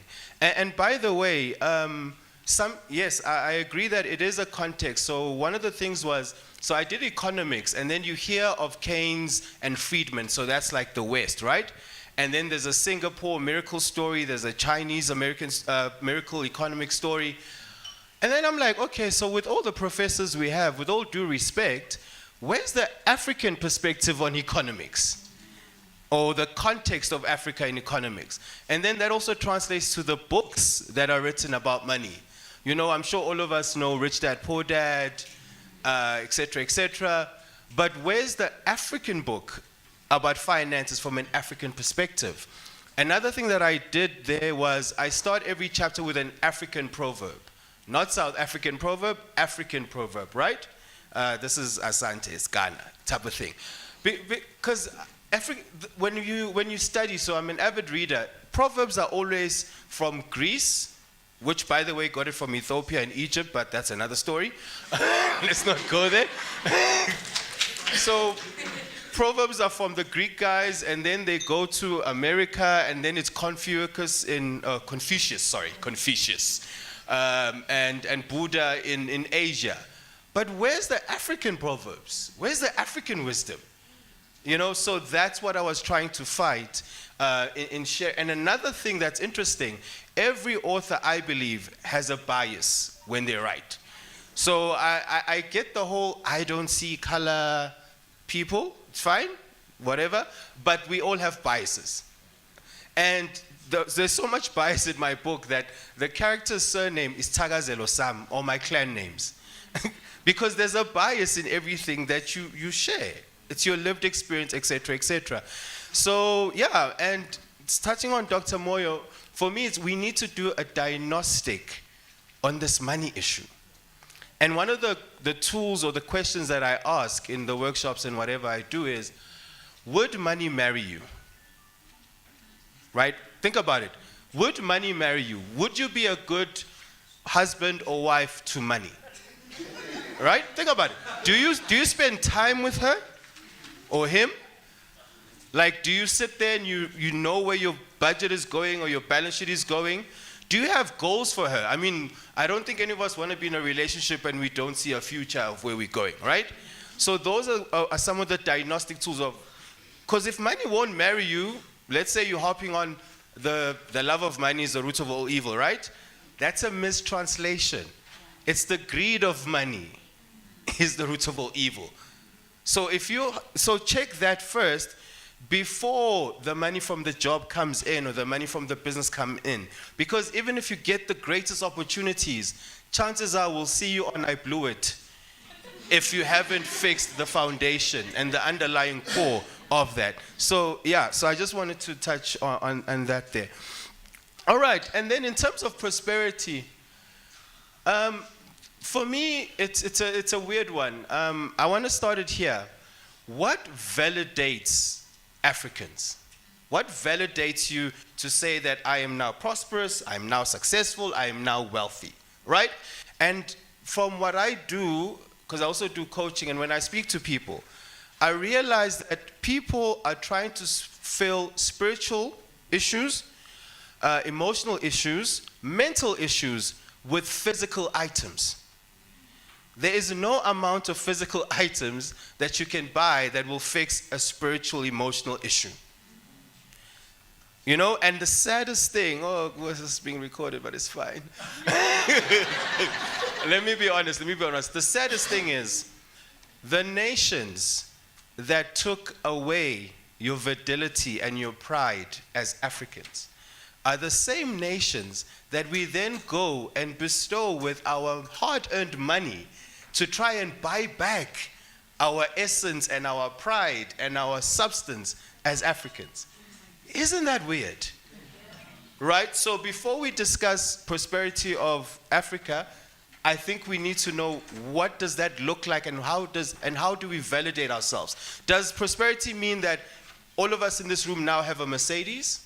Or BM, sorry to say the brands, but is that what prosperity means? Or does it mean that we are living in our purpose? We are sharing our gifts and our talents with our fellow man. And by the way, it was amazing to me that Europeans and people of other descents have read my book and loved it. So just because you're going for the African story and the African narrative, it doesn't mean that you're only fighting, because you're offering them a chance to actually see it from another perspective. You see, I think it's Gucci or Louis Vuitton. I really suck at the brand game, but they're doing something that's like the closer type of brand. So we have stuff that we can share. It's just that, as you're saying, the context is that they pay us a fair value for sharing the stuff, right? So for me, it's, I think Thomas Sankara for me was a leader that showed that prosperity wasn't him driving in a Lambo or big car or being dressed in the finest suit, but prosperity was that his people are rising together. And I think if he had more time, he probably would have gotten further. So I think I get it, we're in a capitalist society, but I think we always fill prosperity with the numbers and not necessarily the essence of that which we are as Africans.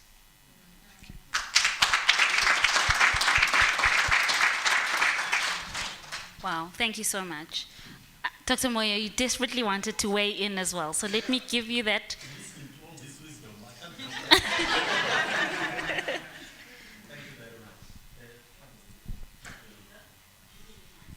Let's try and get that fixed. Thank you very much. Where to start? Where to start? Let me start with Zolega's observation, which I think is so important. The issue of the narrative. But for me, because I'm a scientist, I always like to understand causality. Because, you know, in physics, we know that action leads to a reaction. Okay? There is always causality somewhere. So why is it? You've done a fantastic diagnostic. Not only do we give away our narrative, we actually welcome other people. And when we create our own narrative, we want it to be credible to them, not to ourselves. So we need to understand, how did we end up here? There are some factors which are external. In other words, our history, remember, was us being told that everything about us was undesirable. We've internalized this through socialization. Fact. But there are certain things which we are responsible for, which I think we are not sufficiently analytical in order for us to be able to reverse. One of the things that's fascinating is that we treat ourselves as paupers. Even our heads of state behave like beggars. They are running around the world begging. So, when you turn yourself into a beggar, there are tactics you are going to adopt in order for you to be successful as a beggar. You are going to pretend to be helpless in order to be successful as a beggar. But when you do that, it means you are structuring everything to have credibility on the other side, not on your side. Yeah? What do we need to reverse that? What are we doing consistently that stands in the way of us being able to reverse that? One of the things is an absolute understanding of history. History is a major issue in terms of us understanding where we've come from, of changing their circumstances.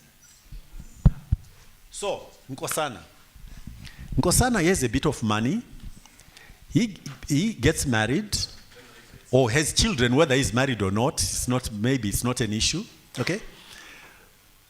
In how we are indoctrinating you, we black people, where do I send my children to school? If a member of my family is sick, where do I send them to hospital? And please, don't misunderstand where my point is. I'm not blaming anybody who does that for why. I want you to understand why they are doing it. They are doing it because we've run our institutions so badly that if I can afford it, I won't send my child there because they won't get a good education. If I send a member of my family to one of our hospitals, the chances of them coming out are much less than if I send them to a different institution. So, in these processes, what you young people are growing up subjected to as your lived reality is that the institutions that are run by black people are not up to standard. And the way I normally want you to understand this is that we can blame history all we want. We are the modern day enslaver of Africans in a manner that is more insidious than anybody has ever done to us. Because the lived reality of young people today is for them to believe, not to believe in themselves. Because if I bring you up in a manner where everything you see and experience says what a black person does, why would you believe in yourself? You may speak well and think you believe, dress well and all of this, but in your psyche, you don't believe in yourself. So if there is one thing that our leaders need to understand today, is that we need to be more strict with ourselves and our technocrats to deliver functioning countries so that our own children will experience good management by our people. Then it's easier for them to role model themselves. Yeah? If we don't get this right, this continent is doomed. You know, we've got no business putting managers from our own ranks who don't know what they're doing into running anything. South Africa Airways should never have gone down, because your experience as a South African with a South Africa Airways that goes down, with an ESCOM that is not working, you're going to internalize that we can't do this. That's what you're going to internalize. So, Mines has got a scholarship program. We've got a lot of students in Kigali, Rwanda. When they graduate, I go and spend some time with them, including South Africans. You know what these kids say to you? They say, when I flew into Kigali, it suddenly occurred to me that it is possible. It suddenly occurred to me that it is possible.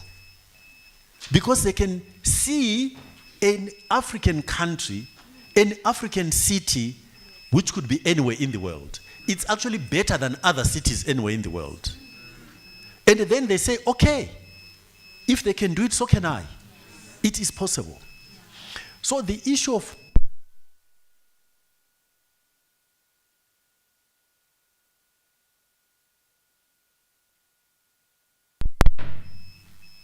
the Africa, whatever it's called, football. Citizens in this country felt proud to identify with that team. Citizens in this country felt proud that this was a team from us. That's what success looks like. People like to identify with success. The more successful you are, the prouder people will be to belong, the more they will feel comfortable telling their own narrative. But when you turn people into feeling that they are beggars, they are trying to please somebody else in order to get what they want. Do we really need to be beggars? The answer is no. We just don't know how to value ourselves. You see, you touched on another thing. Wealth is like energy. From physics, we understand energy has got different forms in which it can manifest itself. We have been made to believe that cattle are not wealth, that money is wealth. And it's a fallacy. But if you've been so brainwashed that you chase after their own representation of money or wealth and not your own representation, you've got it all around you, but you don't recognize it. Big problem. So you don't believe in yourself. And because they've made you believe that all the good things around you, the form in which they are presented, are not good enough. Look at, by the way, pharmaceuticals. Most modern pharmaceuticals are medicine stolen from native people here in Latin America. All of them. Most of them, let's say. But again, they make you believe when you practice oh, this is primitive. But they take exactly the same drugs and go repackage them and sell them back to you. You know what? I could go on and on and on. Thank you.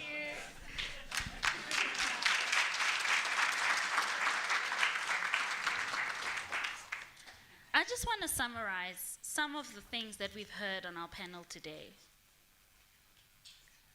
Purely because we are trying to create the Africa that we want. What conditions will you create for cohesion?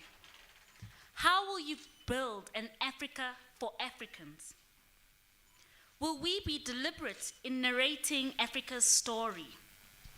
And also, can we redefine what validates Africans instead of fulfilling spiritual and emotional issues with physical issues, let us redefine what Africa prosperity is. All these gaps for me boil down to a leadership gap. And before I open up this panel discussion to the floor, I think we have a representation of a local organization, JCI Sandton, and on my panel, the president of JCI South Africa. I really think this is an opportune moment to share with this audience before we open up the discussion around how JCI South Africa closes the gap on leadership issues and how we as JCI contest some of the spaces from a media perspective, from a finance perspective.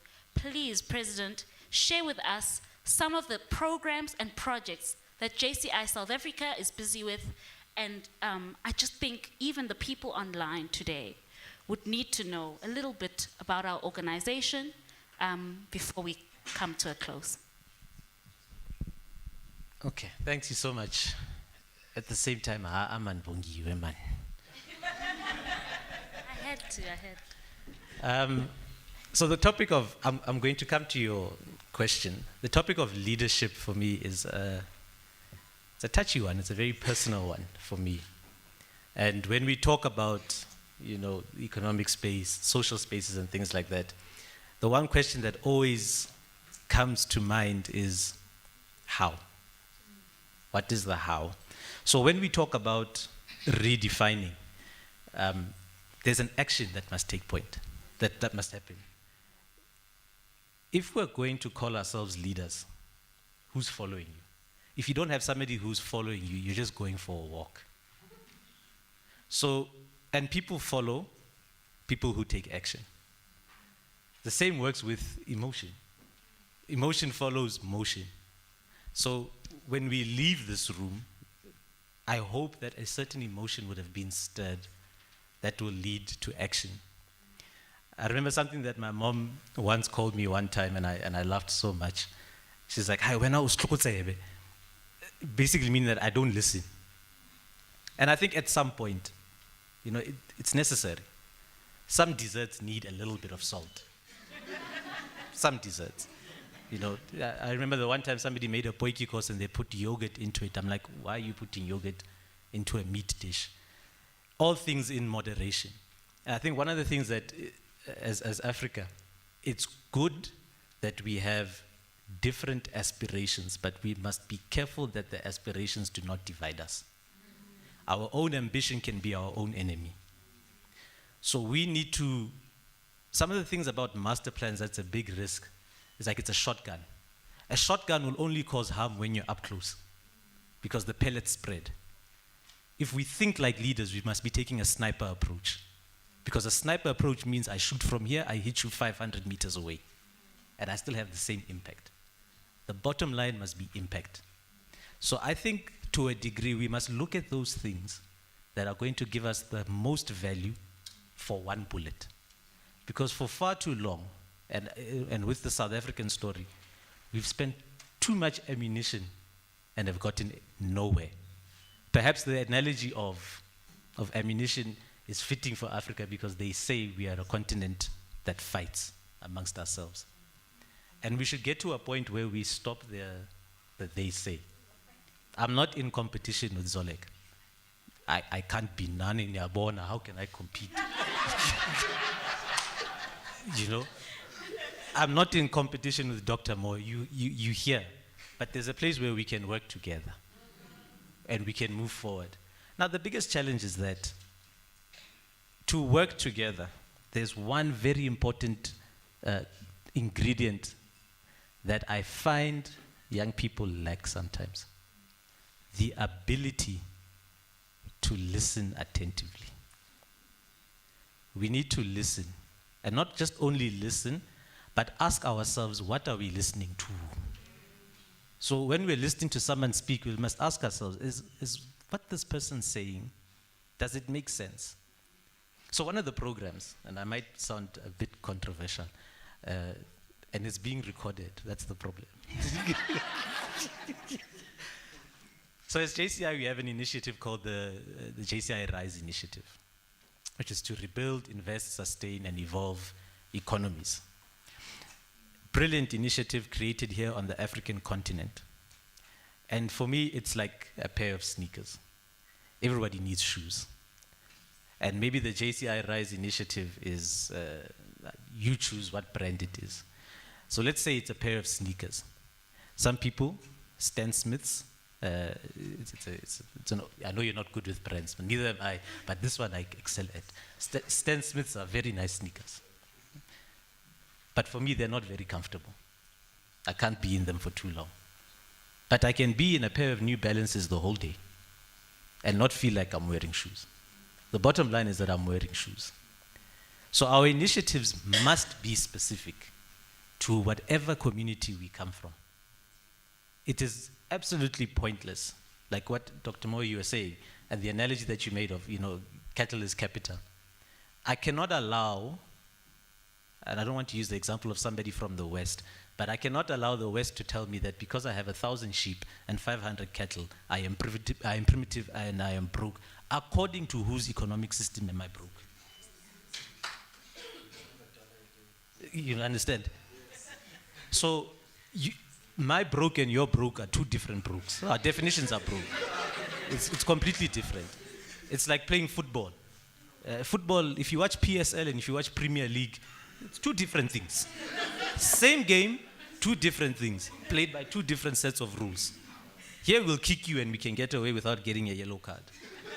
But it's about understanding the environment that you are in. But to understand the environment you are in, you have to spend most of your time listening, hearing what is the conversation, and being able to adjudicate between the truth and the lie.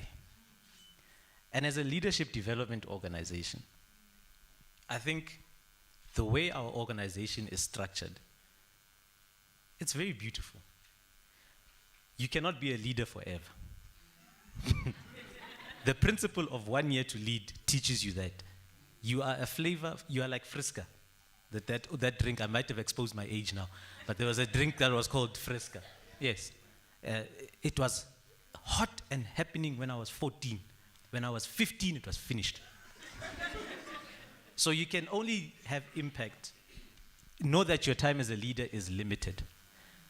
But I think, Dr. Moyo, what is important for leaders, and I think this is what makes it hard on the continent for us to develop leaders. Leadership is a selfless, thankless, sacrificial role. When you are a leader, you must know that you are a seed and your role is to die so that something else can live. If you enter into leadership,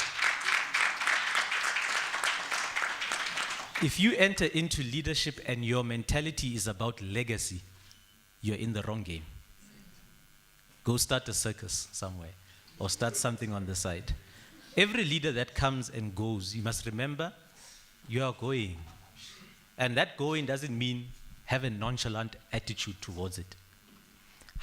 It depends on how deep you plant your roots. And in the JCI setup, the person that comes after must understand that you're not there to uproot the seed that died. And we have too much of that on the continent, where we have somebody who was a president for 4 or 5 years, and then now we no longer want that. So now, no, we don't want that, that was wrong. No, it wasn't wrong. It was fitting for that time. You are not going to be with your children, you're not going to be the flavor for all 30 years of their life. You're probably going to be the hot flavor for 5 years. For most of the years, they're not going to like you. And these are the hard characteristic traits of leadership that we must accept. I'm not going to be liked. Something I'm saying right now is I'm offending someone. I'm sorry I'm offending you. At the same time, I don't care that I'm offending you. Because if I start caring, then I become ineffective. And we've moved so much to be concerned about what people think about us. It amazes me that we want to think that, you know what, I want to look good. I want to hold a certain brand image of sorts. We're going to forget about you in a matter of no time. I mean, I know right now I'm the national president, and I might be preaching to myself right now. But come 10th of January, they've forgotten about me. In fact, the 10th of January is too far. As they should. As they should. Absolutely. Absolutely. Absolutely. They should forget about me after the National Convention. They must, because somebody else must now come in. But the seed that I sowed, and the seed being myself, because you can't lead from a piece of paper. It has to come from inside you. It's what you carry. And because I take a people-centered approach, I believe as Africans, we must look at what we actually tell ourselves. And what you, sitting here, what do you tell yourself when you wake up in the morning? I used to make a funny joke at Africa and Middle East meetings.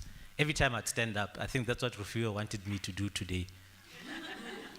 Every time I would stand up, and the National Treasurer knows I'd always do this, I always would say, and I still say this with conviction, I am the sexiest national president in Africa and the Middle East.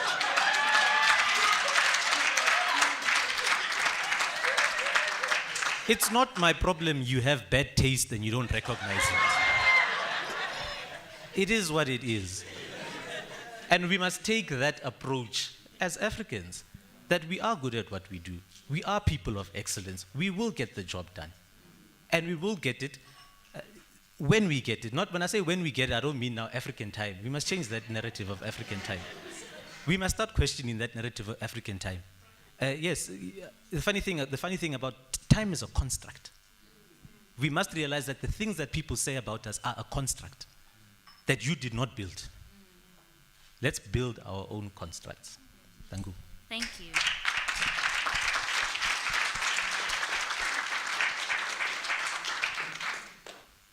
Right on time. So there was no African time here. The program required us to end at this point. I'd like to thank my panelists. You've been a wonderful, wonderful, rich panel. Though I don't want you to leave, because I do want to give an opportunity for the House to now ask the wonderful panelists. While the mic is going to roam around, I couldn't help but be taken aback when you said that, would you be a good partner to money? Would money marry me? I'm not quite sure, but I'm wanting to hear from the people in the House. Thank you. Thank you very much for that. I don't even have a word to describe that. How do you guys feel? How are you feeling? Right? And I love what our national president said. It is a feel, or emotion follows emotion. So your duty today is, how do you cultivate this feeling each and every day, so that what is of this discussion today is what continues. Without me joining and preaching into what we've had from the panel discussion, I'd like to move to the floor and take questions. We already have a few hands already raised, and before we actually take the hands, I'd like to give an opportunity to Jack Kalala from Horizon Education. Rofua is right there with the mic for him to say his question. If you're addressing the question to anybody in the panel, please state their name and then shoot the question. Thank you. Thank you so much. Just before I get to the question, I just want to maybe take a moment to thank the team for organizing such an amazing event. I'm truly touched. You know, I'm actually getting emotional thinking about this because, you know, as an African, I'm originally from the DRC, and I've lived my whole life in South Africa. And as you can see, I'm proud. I'm proudly South African.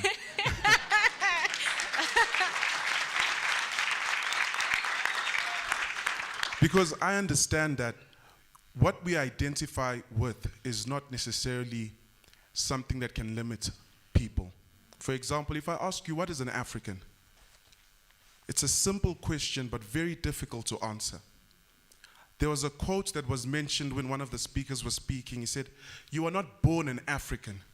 Africa is born in you. I believe I am an African. Because I believe it, and it is a conviction within me. So before I ask my question, I also want to just give maybe 1 minute of the Africa I want to see. As someone who has grown up in South Africa, went through the education system, we don't learn Africa in South Africa. I'm afraid of Germany because I learned about World War I, World War II. I learned about Hitler, but I don't know Lumumba. Yo. I believe that the Africa we want to see begins in the mind. We are here as Horizon Education. Our mission is to bridge the educational gap because we believe there's no outward change without inward change. And then our vision is to make Africa a production powerhouse. Because we see that in Africa we consume what we do not produce, and then we produce what we cannot consume. We have graduates we cannot use while we're using phones that we did not produce. And that is the first thing I say, the Africa we want to see change in the education system. As a person who believes in radical implementation, this is something that I believe we could do as just people who are here. I've seen people change status quo, a group of 20 people just on Instagram, on Twitter, saying, we don't want this person here, and the person is removed. We are more than 20 here. Absolutely. I like that absolutely. I love that energy. Because if we can stand and say we want to include African history in the education system, it's not big change. Who would oppose us? Those are the type of things we need to implement. I love the energy. I love the conversation. That's why I'm saying what has been done here is amazing. It allows us to speak and share. All right, and I'm just going to go to my question because I'm also very passionate about Africa. And emotional. Yeah, because I think why I'm so passionate is because we might be, as the youth, 20% of the population today, but we are 100% the future. And if we can invest ourselves in that 20% well, we have changed the future. 2063 is too far for me. With the level of drive the youth can accumulate through these conversations, through this rhetoric, 2050, we're gonna get there before 2063. That is just, 2063 is a marker for us, but we're gonna get there before. So I'm gonna drive into my question, all right? And this question is open to the panel.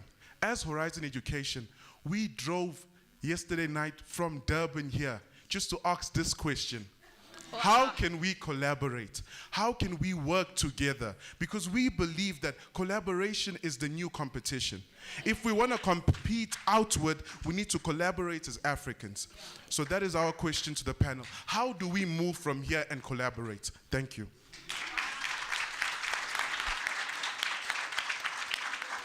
Thank you very much, Jack. We're going to move on to the next question. Can I just please ask my moderator to note the questions, and then if they're not directed to anybody, then we'll just make a selection as we go. The next question there is from Musa Shabangu.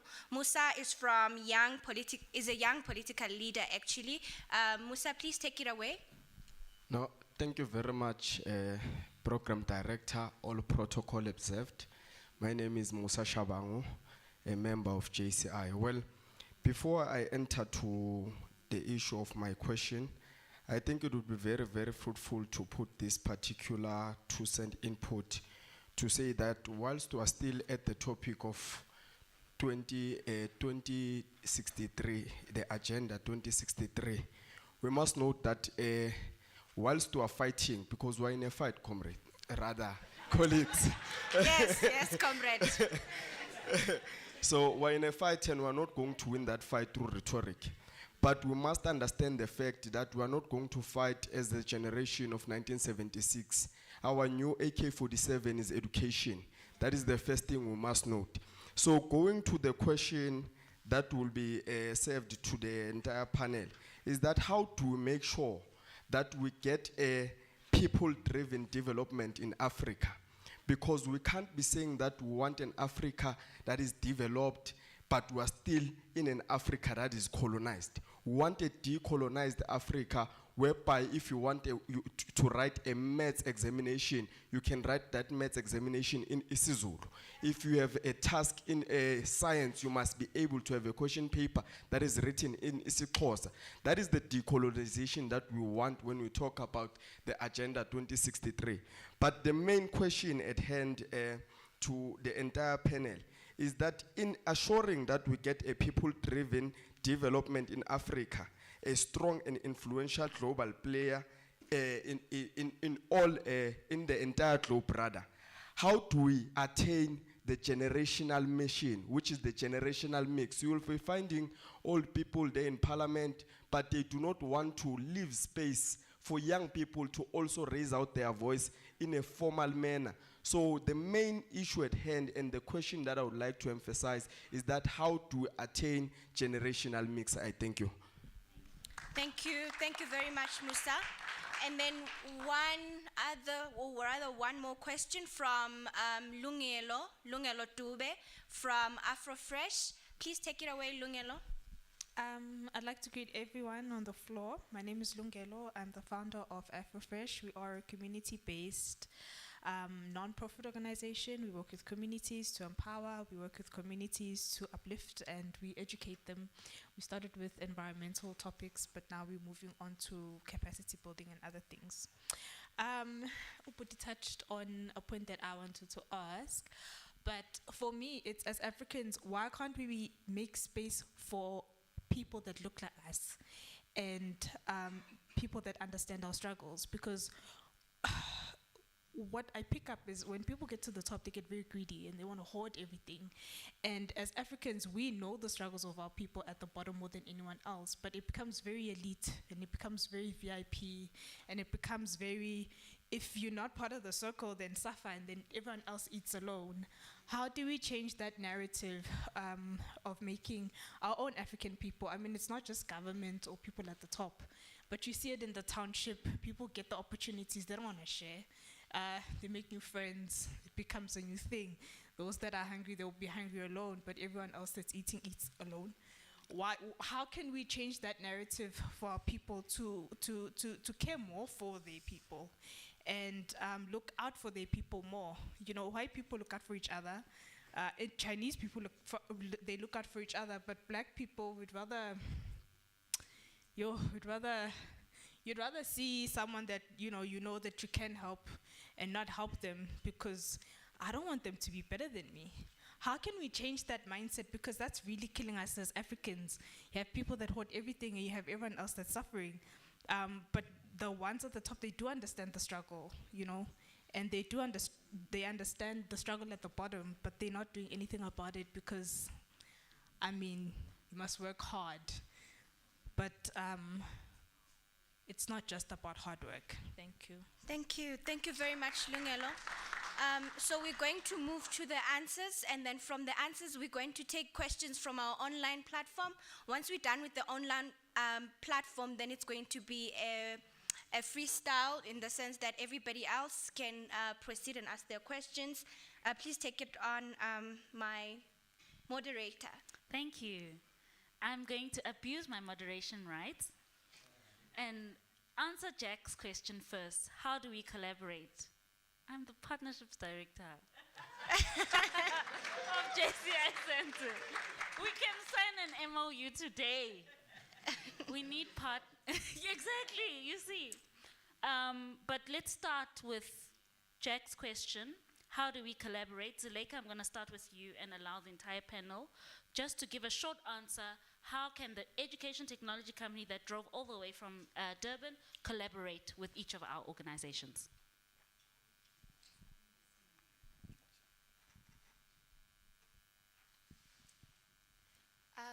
I'm going to be very short because I think that it's not a complicated answer that requires lots of theory and rhetoric.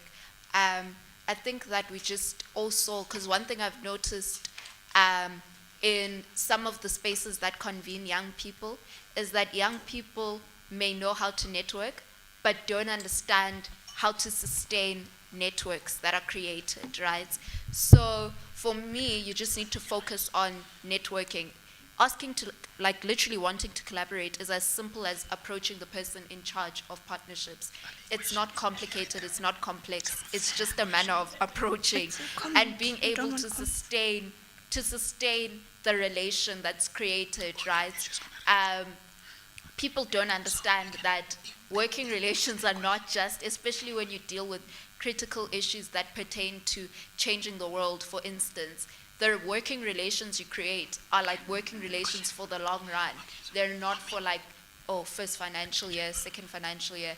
It's not like the private sector at all. So it's not complicated. It's literally just approach people and approach with ideas, because you can't just approach and say, I want to collaborate, and then they ask you on what? And there's nothing that you're going to say after that. You have to have the ideas and also be able to articulate the ideas in black and white on paper. It's very simple.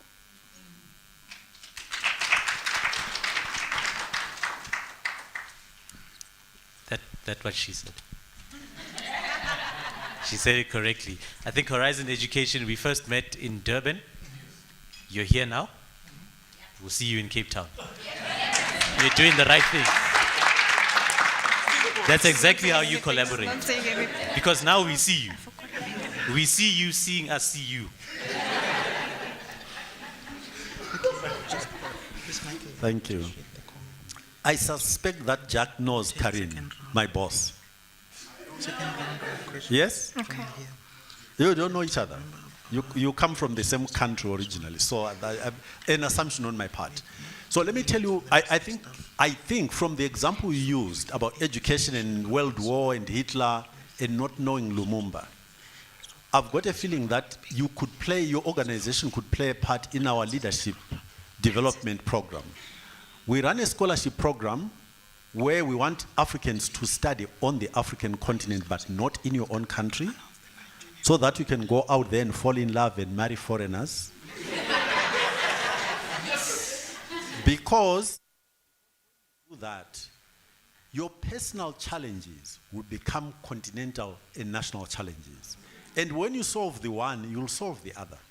So we are quite deliberate about this. We are going to create those who come into this program into Pan-Africanists through a lived experience. But what is missing is probably the elements that Jack talked about. An input about African history has to be part of the education. And Karin, please talk to Jack about maybe they can give us somebody who develops part of the curriculum on African history, because it's an important part. So I think we can work together very easily.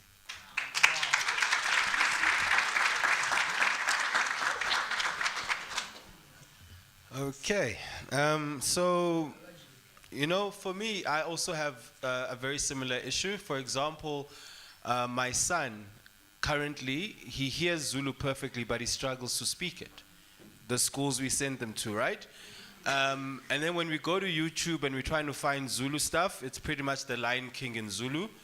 And then you're kind of stuck, So definitely, I think I would subscribe to content that would do it in Vernac so that he can actually speak Zulu gahle and stuff like that. But in terms of how we can collaborate, I think sometimes we want to, I get that we would love to see African history in a history class in Durban High School or something, right?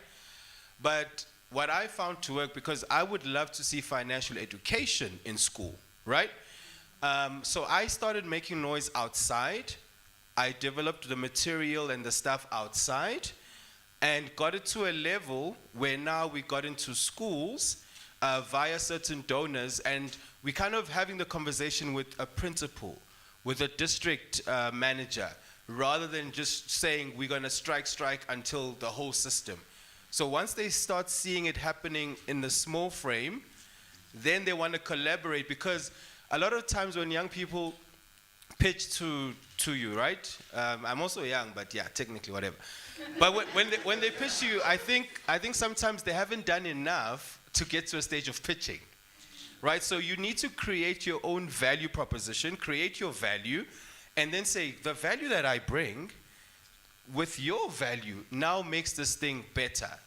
But similar to what you said, don't come with a begging mentality. It needs to be a value exchange. right? So I think, and by the way, 50-50 is not the only way to split collaboration, right? There's 80-20, there's deals that I only have 10% in. There's more than just 50-50. So be open to that in terms of that. So always lead with value. I find that, especially entrepreneurs, because we also do like this fund management thing, entrepreneurs are very clear on vision. Their vision is clear. This is what we want to do. This is what we want to sell. But then they lack the value proposition. And money follows value. People want to follow value. The train is sustained and moved by value. So that's how you collaborate. Would lead with that value. And then anyone would want to work with you because we see the value. Thank you. I'm going to combine my colleague Musa and Lungelo's questions because they were pretty similar. How do we make sure we have a people-driven Africa, a decolonized Africa that achieves a generational mix for us to be an African player?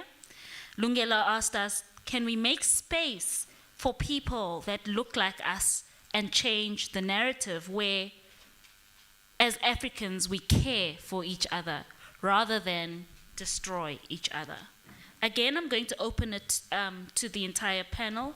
I think both questions in summation is really, how do we have a people-centric Africa? Zuleika, over to you.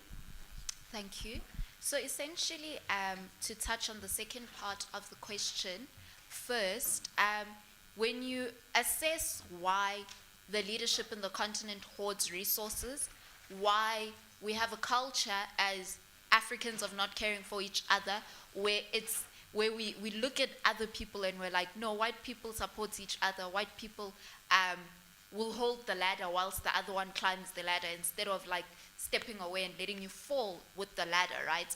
When you assess why that exists, right, that primarily exists why people are hoarding resources. Number one, in terms of the leadership in South Africa, right, I'm going to deal with that unique crisis, right, that we have, because we can see our leaders, for example, hoarding resources currently, right, and even people that play leadership roles in different sectors hoarding resources, right? For example, the CEO of Eskom literally leaves per annum with close to 7 million, right? Yet no one has electricity, right? So the reason why, from my understanding, I've come to understand why hoarding resources has become a thing within our leadership is primarily because, other than saying, no, we've got a capitalist system and just talking about the rhetoric of a capitalist system and saying that's what's taught us to hoard resources. That's not the only thing that's taught us to hoard resources. What's mainly taught us to hoard resources is that when you look at South Africa and the history of South Africa is that after the 70s, in the 80s, when the country was in a state of emergency, the country was on brink of going into a civil war, right? And that's when the negotiations period started, right? No one knows what was negotiated because the minutes of the negotiations were not recorded. I'm not sure why there wasn't a secretary there. So when negotiations started, it was almost like a bargain, right? Where essentially both parties were bargaining for a piece of the pie and who's taking which piece of the pie. And unfortunately, right, those that were bargaining for us, right, as black people, unfortunately, there was no understanding of the value of having to bargain for the economy. We mainly bargained for governance, and look where that's got us, right? Bargaining for governance, look where that's got us. And now, what then happened is that they then inherited a country which they didn't have access to the economy and didn't have a space in the economy and also didn't have access to wealth and capital in the country, right? So essentially they took over nothing, basically, right? Now, as a human being, just as a human being, not as a leader, this is step by step. I know I'm taking time, but this is step by step. In all my analysis, I do it step by step, so you understand the end result, why it exists, right? So now, on this step, as a human being, when you inherit nothing, absolutely nothing, and you're given a seat where you have access to everything because of the privilege that comes with the seat that you have, you inherently want it all for yourself, right? And that's the crisis that we're dealing with within our leadership, right? Is that the leadership that took over the country took over nothing because there was no bargain in their negotiations for the economy, right? They didn't bargain for the economy, they just bargained for governance, right? And now they've taken over nothing. And that's why they want it for themselves. And when you then assess the psychology behind that, it's also because then they come from not having anything, a system of being dominated over for almost over 40 years, right, of apartheid, of not having anything, having acts and a constitution that works against you, where you have nothing. And then that psychology then leads to them hoarding resources, which is why a very wise person once told me that people that are at the forefront of liberation are not the ones that should govern, right? And now we are then the problem who continue to put those people that were at the forefront of liberation in governance because we think that we can't trust anyone because nothing else seems appealing to us, right? So we continue to put the very same people that were at the forefront of liberation back in governance. It's been happening in our country for the past 28 years. We only know one type of, or rather one look of governance in the country, right? We only know one political party, right? Because we don't want to vote for anyone else. And that's our fault, right? Because the realistic answer is that, unfortunately, as much as you can preach to the people that are currently in leadership that you need to put young people in, at the end of the day, the young people they're going to choose are young people who are 34, on the brink of exiting the criteria of being youth in South Africa, right?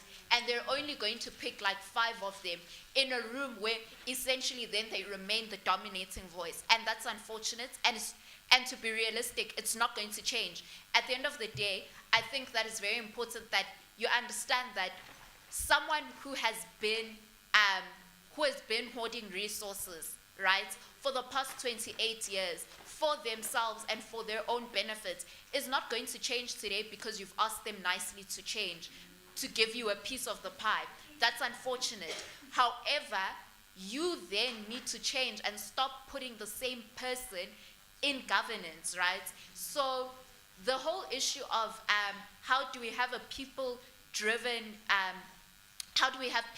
development in Africa, that lies in our hands, and it lies in no one else's hands but us, right? As citizens, average civilians, not people who are activists, not people who are part of any leadership structure, just as average civilians and citizens. It lies in your hands to ensure that you put the people who are going to give you the people-driven development that you want, because they do exist, realistically speaking.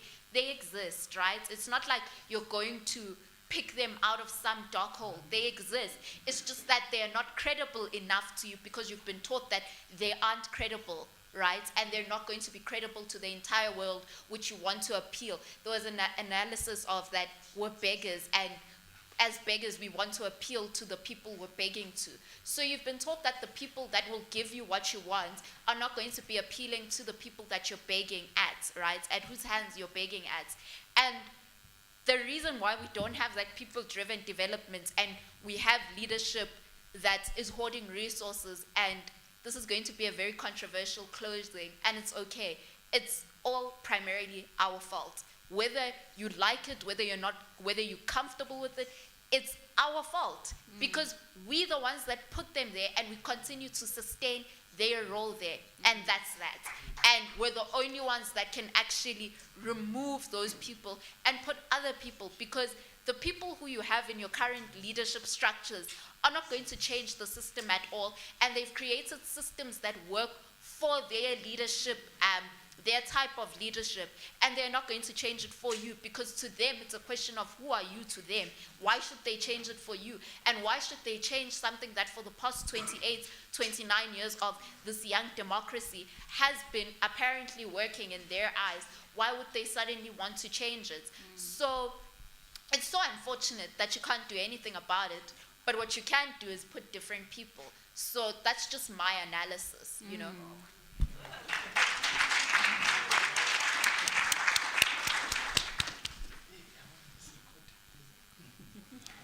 What are you looking at me for? Like I'm going to say something better. So to answer you, comrade, in comrade language, it's politics of the stomach, Mchan. Yeah. That's all that it is. It's politics of the stomach. But we must ascend ourselves, and this is very difficult to do. It's very difficult to be hungry, yet ascend above your hunger to look at the bigger picture. If you find a person like that, then you found a leader. Because if it's not about the people that you're leading, then it's just politics of the stomach. So I think we need to, as individuals, because it is our time now, we must be empathetic to the other human being. To understand that I am hungry, and so are you, but let's not go pick it or burn, not that, I'm not saying that's good or bad, but that let's look at the bigger picture. You have a challenge where people want 80% of the pie to themselves. But if you have 10% of the pie, it's still the same pie, and you got to eat. That's the thing that we need to look at. And it goes back to questioning our narratives. It's very difficult to change a system. Most likely improbable to change a system.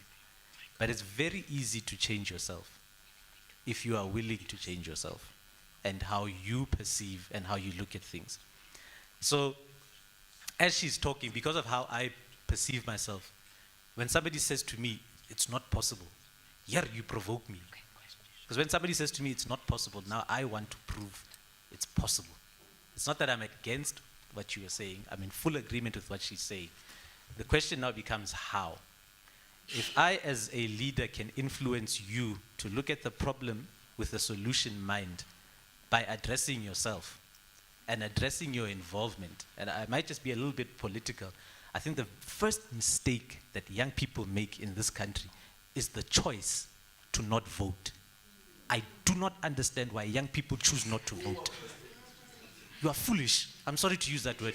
By the way, in fact, no, I'm not apologizing for using that word because it's a biblical word. God calls you foolish. You have the opportunity. That comes once every 5 years. You have a once every 5 years to make your voice heard. You decide to sit at home and enjoy a public holiday. What's wrong with you? What's your problem? And then you want to complain about the country, but you're sitting on your backside when you're given the opportunity.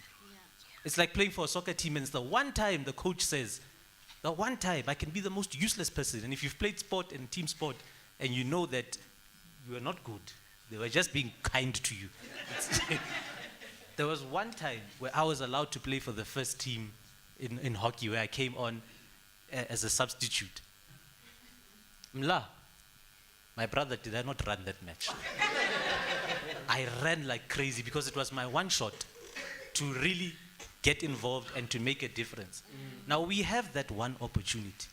But what we decide to do is to abscond that opportunity and that responsibility. It's not even an opportunity, it's your responsibility. You're absconding your responsibility by not voting. Can you take yourself serious? I'm not talking to the people in the room because I'm sure you vote, but those that are watching and those that are not watching, can you take yourself serious? It's not even about the country, it's about you, because what happens in the country affects you. Can you take yourself serious, comrades? It's childish for us not to vote. It's childish. That's why the right to vote is not given to anyone under 18, because it's childish. So that's the first point of being an active citizen. Go and make your voice heard. Like she's saying, you have the opportunity to change who's sitting in there. And it's not about who is the best individual, because there's never going to be the best. There's always going to be someone who's just slightly better. I always make a joke with the national board when they call me Mr. President. I always say to them, in the absence of the best, I became the best. So in the absence of the best, replace, I wanted to say Cyril, but replace whoever's sitting there. And in your community, replace them with somebody else that can do the job. Give somebody else the opportunity. Thank you.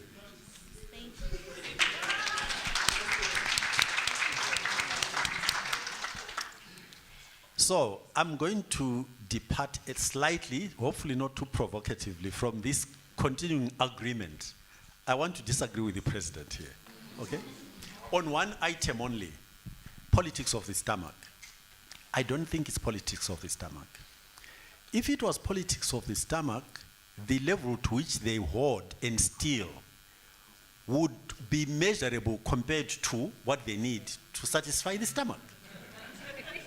But there is no relationship whatsoever. It's gluttony. But I think what is actually more important for us is to understand where it comes from. You alluded to idioms and the Greeks and so on and so on. And the lady who asked the question over there, whatever your name is, Lungelo, somebody else earlier on quoted, umuntu ngumuntu mabantu. We, Africans actually across the continent, come from that philosophy. That's us. Which means, therefore, this hoarding is something foreign. It's something foreign. And I can explain to you where it comes from. There are some negative elements in it, but it's important for you to understand the whole picture. On our continent, the abundance of food was such that we did not have to hoard anything. You could fall out of your hut, literally, and pick fruit and kill an animal one at a time according to your needs. You need to go kill a whole lot of them because you couldn't keep them fresh anyway. Okay? So we were never hoarders. We killed as we needed. We harvested as we needed. Somebody who lives in a climate that's totally different, where you can't survive for 6 months unless you've hoarded, internalized the habit of hoarding. They internalized the habit of hoarding in an appropriate environment. Then they came to our environment where there was no need to hoard, and they continued with their habit of hoarding. And because they convinced us that our ways were not good enough, and we want to be like them, everything we do, we want to copy them, we started hoarding as well, mindlessly. Now, we measure ourselves according to how much hoarding you've done. That's how we measure ourselves. Wow. Self-worth. Ladies, what kind of man do you go after?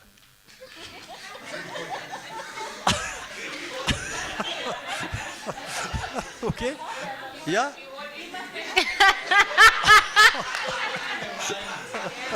So, you must be hoarding. So hoarding is absolutely not part of us. Hoarding has been introduced to us, and we've bought into it foolishly, to use your vocabulary. Totally foolishly. And now we're chasing after each other hoarding, totally unnecessarily. We were always inclusive. When I was growing up, much older than you, I understood that when there was somebody, whether it was a stranger or whatever, who came around and they were hungry, we would feed them. That's how I was brought up. That's what I recognize as being African. So this thing is totally foreign, not us. Sorry, but it's not us.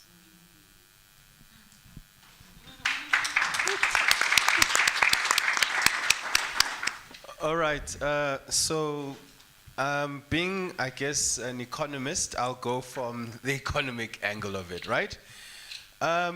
When I looked at the South African economy, I felt that after apartheid and colonization, etc., we as Africans then said, how can more of us go into this white bubble?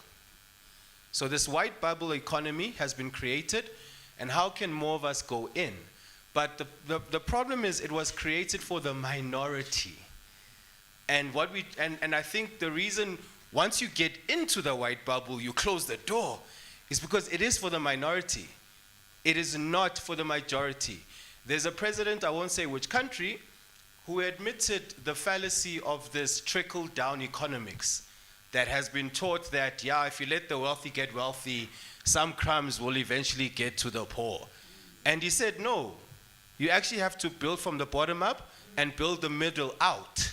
That's how you shape the inequality problem that we have in South Africa. So we need to start reimagining a new economy, a new African economy that's on the basis of the majority. Because not all of us realistically can enter the white bubble, which is why, like, you know, when you can speak in a certain manner, you like say, like, oh yeah, my kids, you can definitely get in that bubble. Right? Because think about this. If we had amazing companies ran by, I'll just use my tribe, Zulu guys, and kuleyo company khulunywa Zulu, I think in school kids would want to learn isiZulu to work in that company ekhuluma isiZulu because it's a requirement. For example, if you apply for a job in Centurion, usually you would say English and Afrikaans. Therefore, you want to learn Afrikaans because it can get you a job. How many jobs can we go and get if in Zulu? Type of problem. So it's about the change because, it's being recorded, but it's fine. I had an issue with Save SA, right? Because Save SA had this assumption that SA is okay.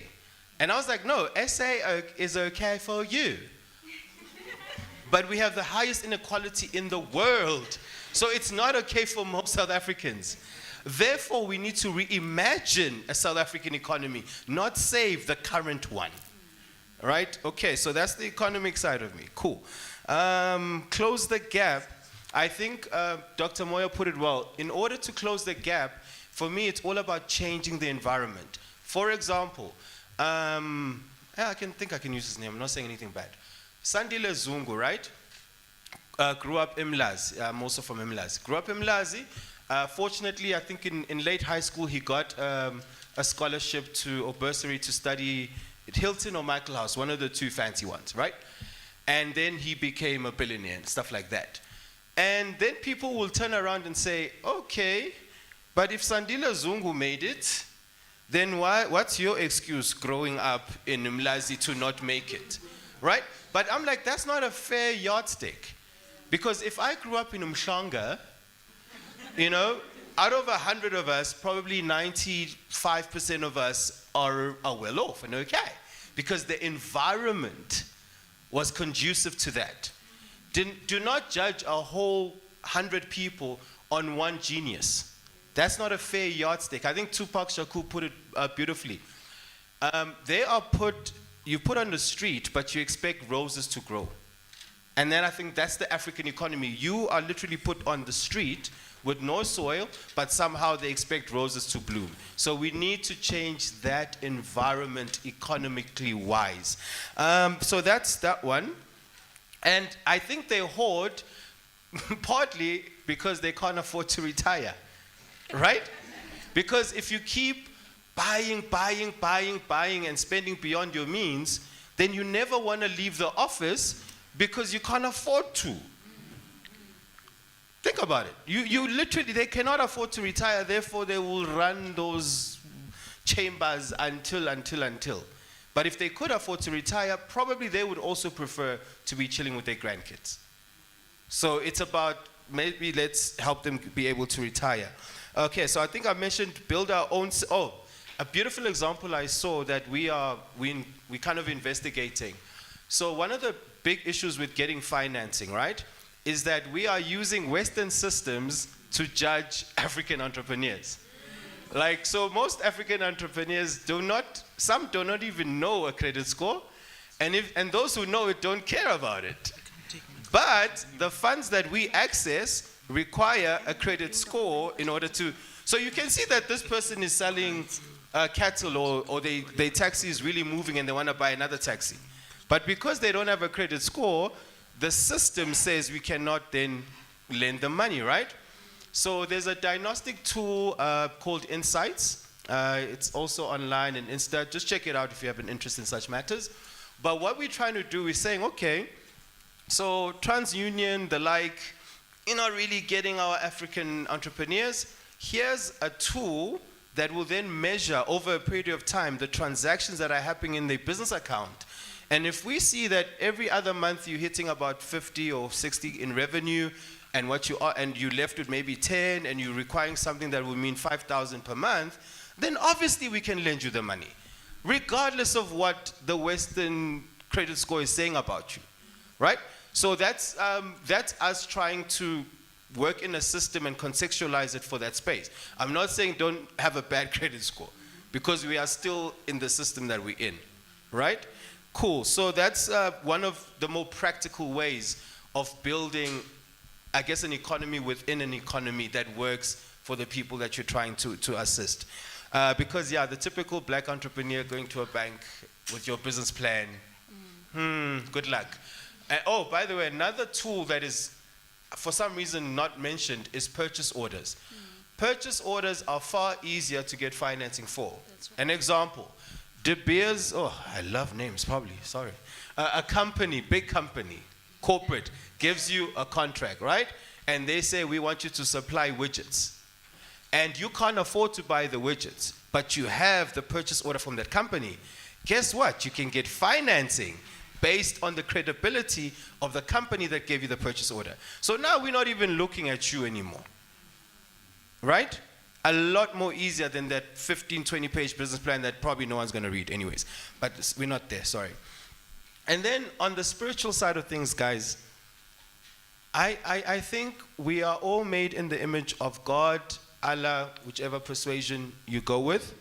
But I believe that God is abundant. But somehow we've bought the story of scarcity, right? And there's a beautiful verse called the parable of talents, where one was given 5 talents, other one's given 2, other one's given 1. First 2 people doubled their talents, right? And the one just dug a hole, didn't do much. The question I want you to maybe leave with is, are you doubling your talents? Right? Because we've bought the construct of working in things we hate and then having hobbies of the things we love doing. It's also an issue, a conversation I always have with NPOs. No rule says an NPO can't make money or shouldn't make money.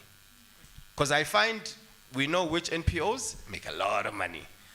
And then the African NPO system is always struggling and suffering and begging. But if it has a clear value proposition, it can charge for it and still do good. That for me is social entrepreneurship. There is a difference between social entrepreneurship and NGO, but that's another story. So God is abundant. God is a creator, not a consumer. Therefore, can we please start creating? And he will help us as he is also a creator. Yeah, true that. Thank you. I'd like to thank the comments that we've had online. They've also been engaging in the panel. And I think I'm not going to summarize purely because there are some really credible views, strong views coming from the panel. But what I am learning is that we all have a role to play in the Africa that we want. It's been a fruitful discussion. Thank you to my panelists, and thank you all for engaging us for this time.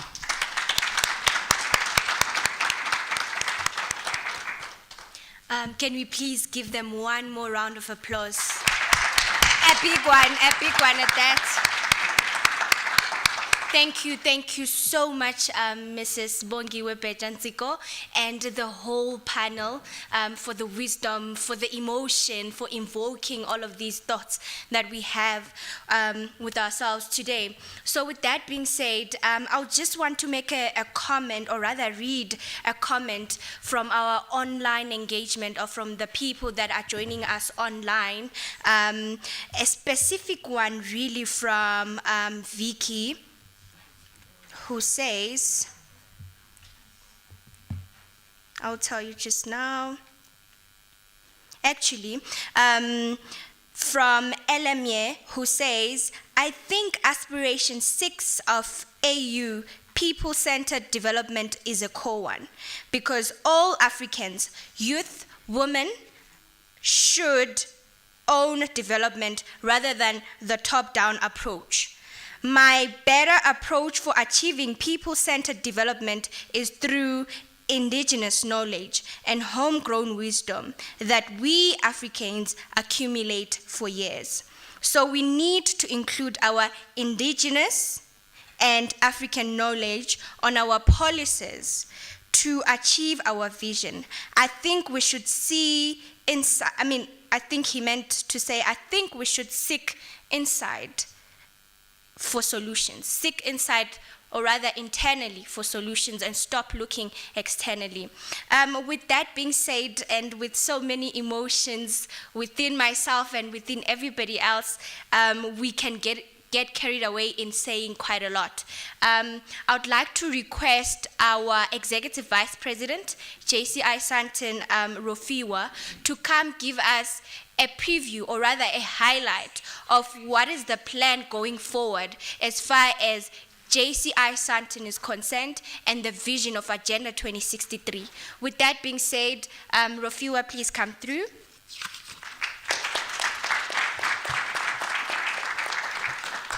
Thank you. I am not your facilitator anymore. Okay, thank you very much. I'm just gonna go through a few points that have been touched on by the panelists, or rather, as well, what the AU envisioned when they came up with this project, right? The dream here was a prosperous Africa. It was a self-sustaining Africa. It was an integrated continent, politically united based on ideals of Pan-Africanism. The dream was a peaceful and secure Africa. The dream was an Africa strong, cultural identity, common heritage, shared values and ethics. An Africa whose development is people-driven. We had that being spoken to a lot. An Africa that recognizes youth and women as an integrated part of society. A strong Africa, a united Africa, a resilient Africa, an influential player in global economy. Imagine that Africa. That is the Africa we want. Now, let me remove the emotion. Okay, so from what we've spoken about today, we as Africans are very good in talking. We are very good in these conversations. We can have this conversation in every country in the 54 or however the number of countries we have now in Africa. We will still have nothing at the end. The idea that came about, I think our past president Simpiwe spoke to, is we want action. We want action from this conversation. The past 3 years that this symposium has ran was an informative session and discussions around how do we realize Agenda 63 as a vision. The next 7 years will be how do we act and measure the action. In 2023, when you come to this venue, or maybe Sandton Convention Center, I hope they can hear me from the back. When you come back to this venue, we will be talking about an action-driven, we will be having rather an action-driven conversation. From the infrastructure, from manufacturing, from mining, from businesses, how do we become a key global player in the economics of the world? How often do you hear Africa being mentioned on BBC as the inventor of something? How often do you hear African leaders being recognized as the inventor or the philosopher behind an idea or something, right? So the conversation is action in the next 7 years, and this action starts today. Now I'll bring it back home. JCI Sandton. JCI Sandton is an organization of young leaders aged 18 to 40. We develop leaders to be enterprising and active citizens within their own communities and society at large. JCI is there in almost every country in Africa, national president, if I'm not mistaken. We have a form that is circulating, that is a QR code. Can I get one of those forms? There's a form with a QR code for the people on site. That form, there's two forms actually. There's one form that says scan me to join JCI, and there's another form that says scan me to network. right? Scan me to join JCI, and the link sent on the chat for those joining us virtually is, as young leaders, how do we join an organization that drives this action that we're talking about? How do we join an organization that develops me as a leader to be the cream? The national president spoke about being the best because there was no one else. He had to step up. So this is your chance, right? For those on site, this is the form I was referring to. So scan me to join JCI. You will be contacted by the JCI, a JCI organization nearest to your city. You'll find that they ask you for a town or city on this form. You'll be contacted by JCI local organizations nearest to you. There is Scan Me to Network. This takes you to a board. For those online, both the links to these QR codes are shared. This is information that we are sharing as young leaders to keep connected. We are creating a network of young active citizens with an ambition to drive action. So, this is the platform. This platform is not going away. It has existed for over 100 years, right? So let us use this platform effectively to drive change. That is why JCI exists. We want to empower a leader so the leader can empower fellow young leaders in the society to drive a successful, in fact, create a Europe in Africa, right? Not a Europe, before they quote me on BBC, a Europe, the African way. Okay, so thank you very much for, before I take over the vote of thanks and thanking someone to do that. Thank you very much for those who made their time, and I'll hand over the session to the man who made this all possible, the Vice President of Projects of JCI Sandton, Mr. Ayo Olajide.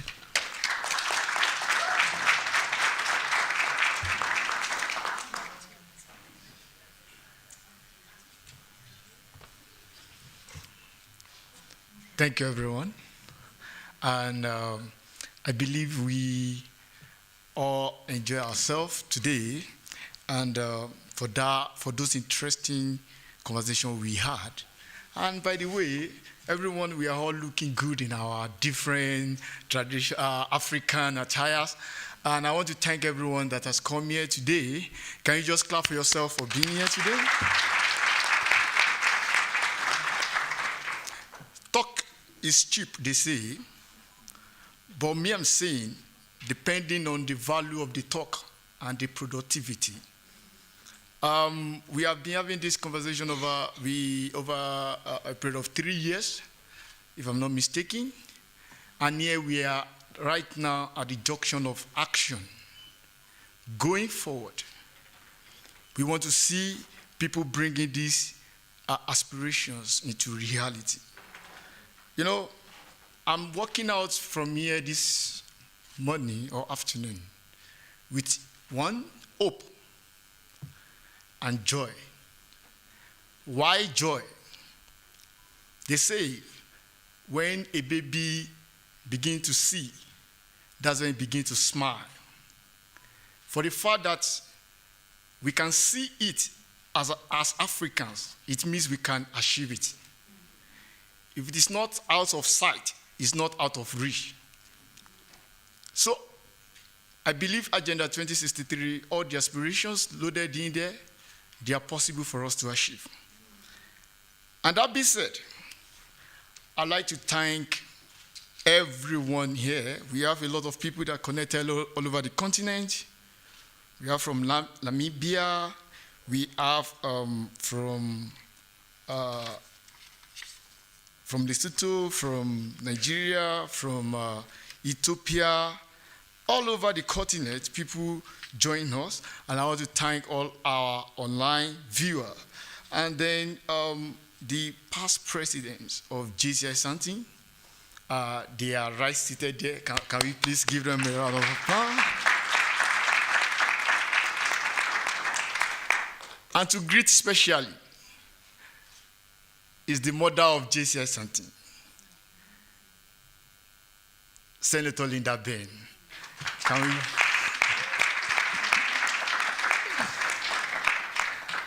And also our panelists.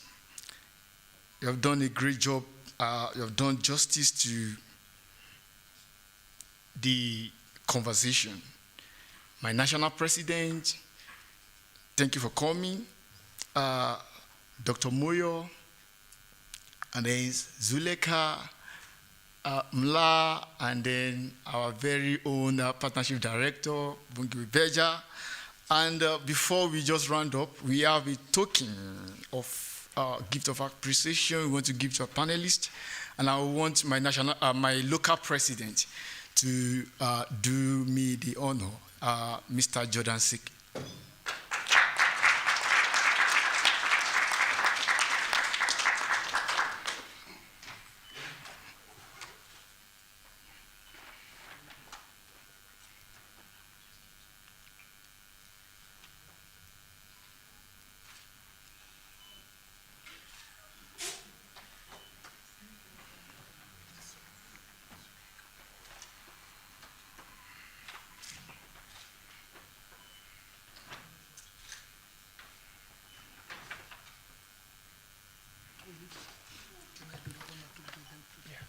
So you can move closer to this.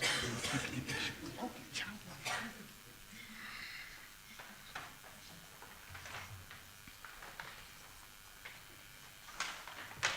I do have a very good voice. I don't need a microphone. And we had a very good conversation, ladies and gentlemen. As a token of appreciation to our panelists, I don't need more speech because everything has been said.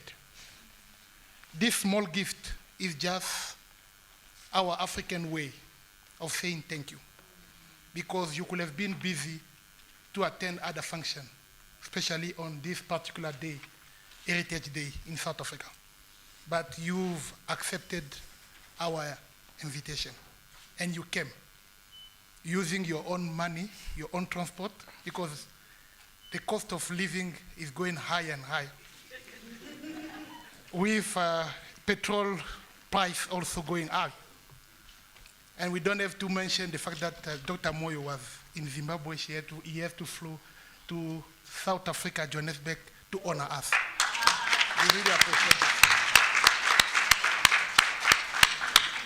And I was talking earlier with Zuleka. Being an activist, you receive phone call from everywhere. But on a Heritage Day, she accepted to come and join us. Thank you.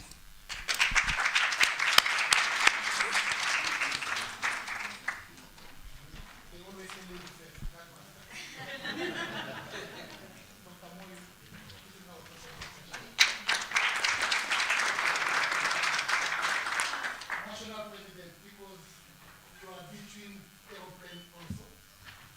This is our token of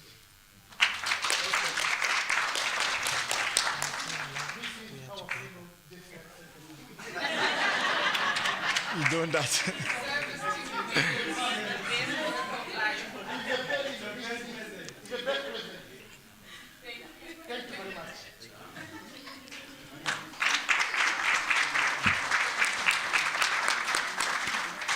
Thank you, Mr. President. Now, to specially appreciate also is the team that has made this Agenda 2063 a reality. The Agenda 2063 team, right from day one, these people, they meet every now and then, they work on documentations, putting things together, sending out invitations. I just want to say, you guys, you are the best. Can you please help me give them a round of applause?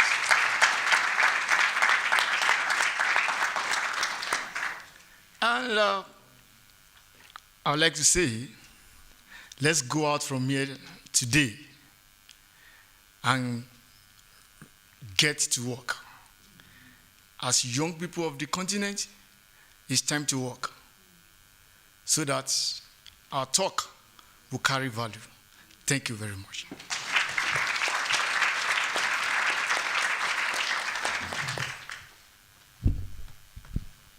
Thank you. Thank you very much, Vice President Projects. I think you get the sense of where we are as far as our program is concerned. We have come to an end. Just want to switch that on.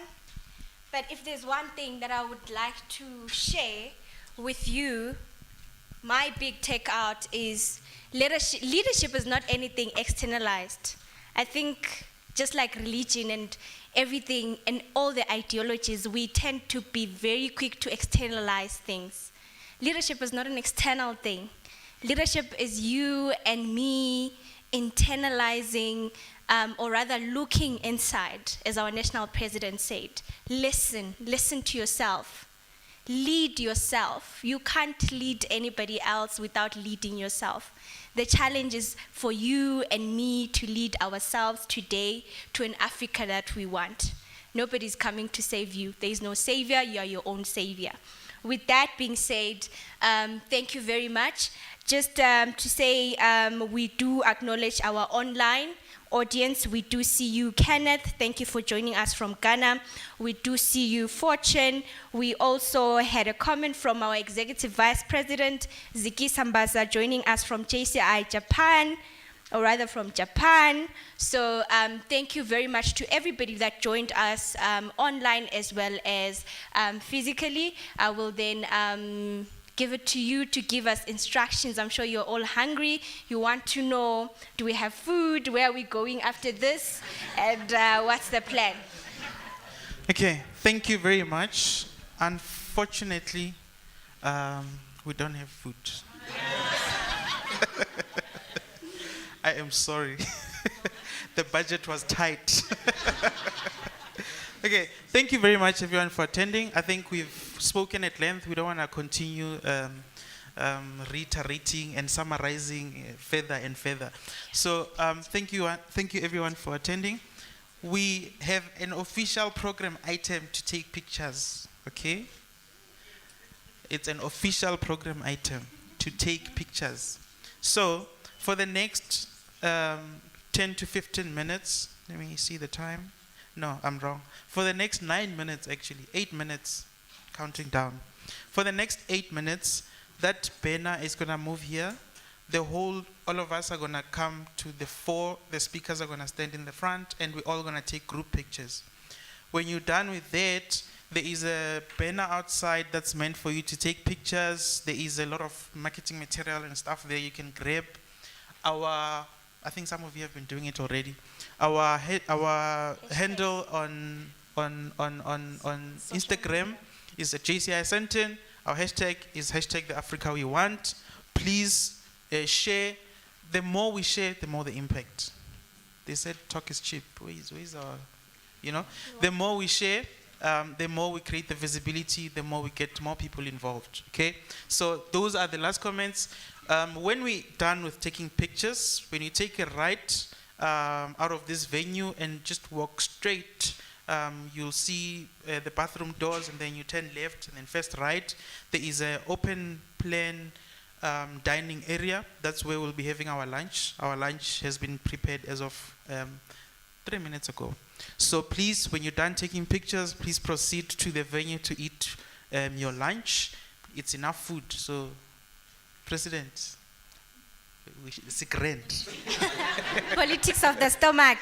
The stomachs are sorted.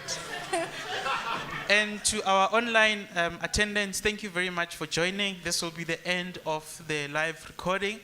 And everyone who's joining online who would like to share this conversation with other young leaders across Africa, the link to our live is going to continue. Is going to continue, and can share it with various young leaders within your spaces that you want them to hear this message or hear these conversations that we spoke of today. Thank you very much, everyone.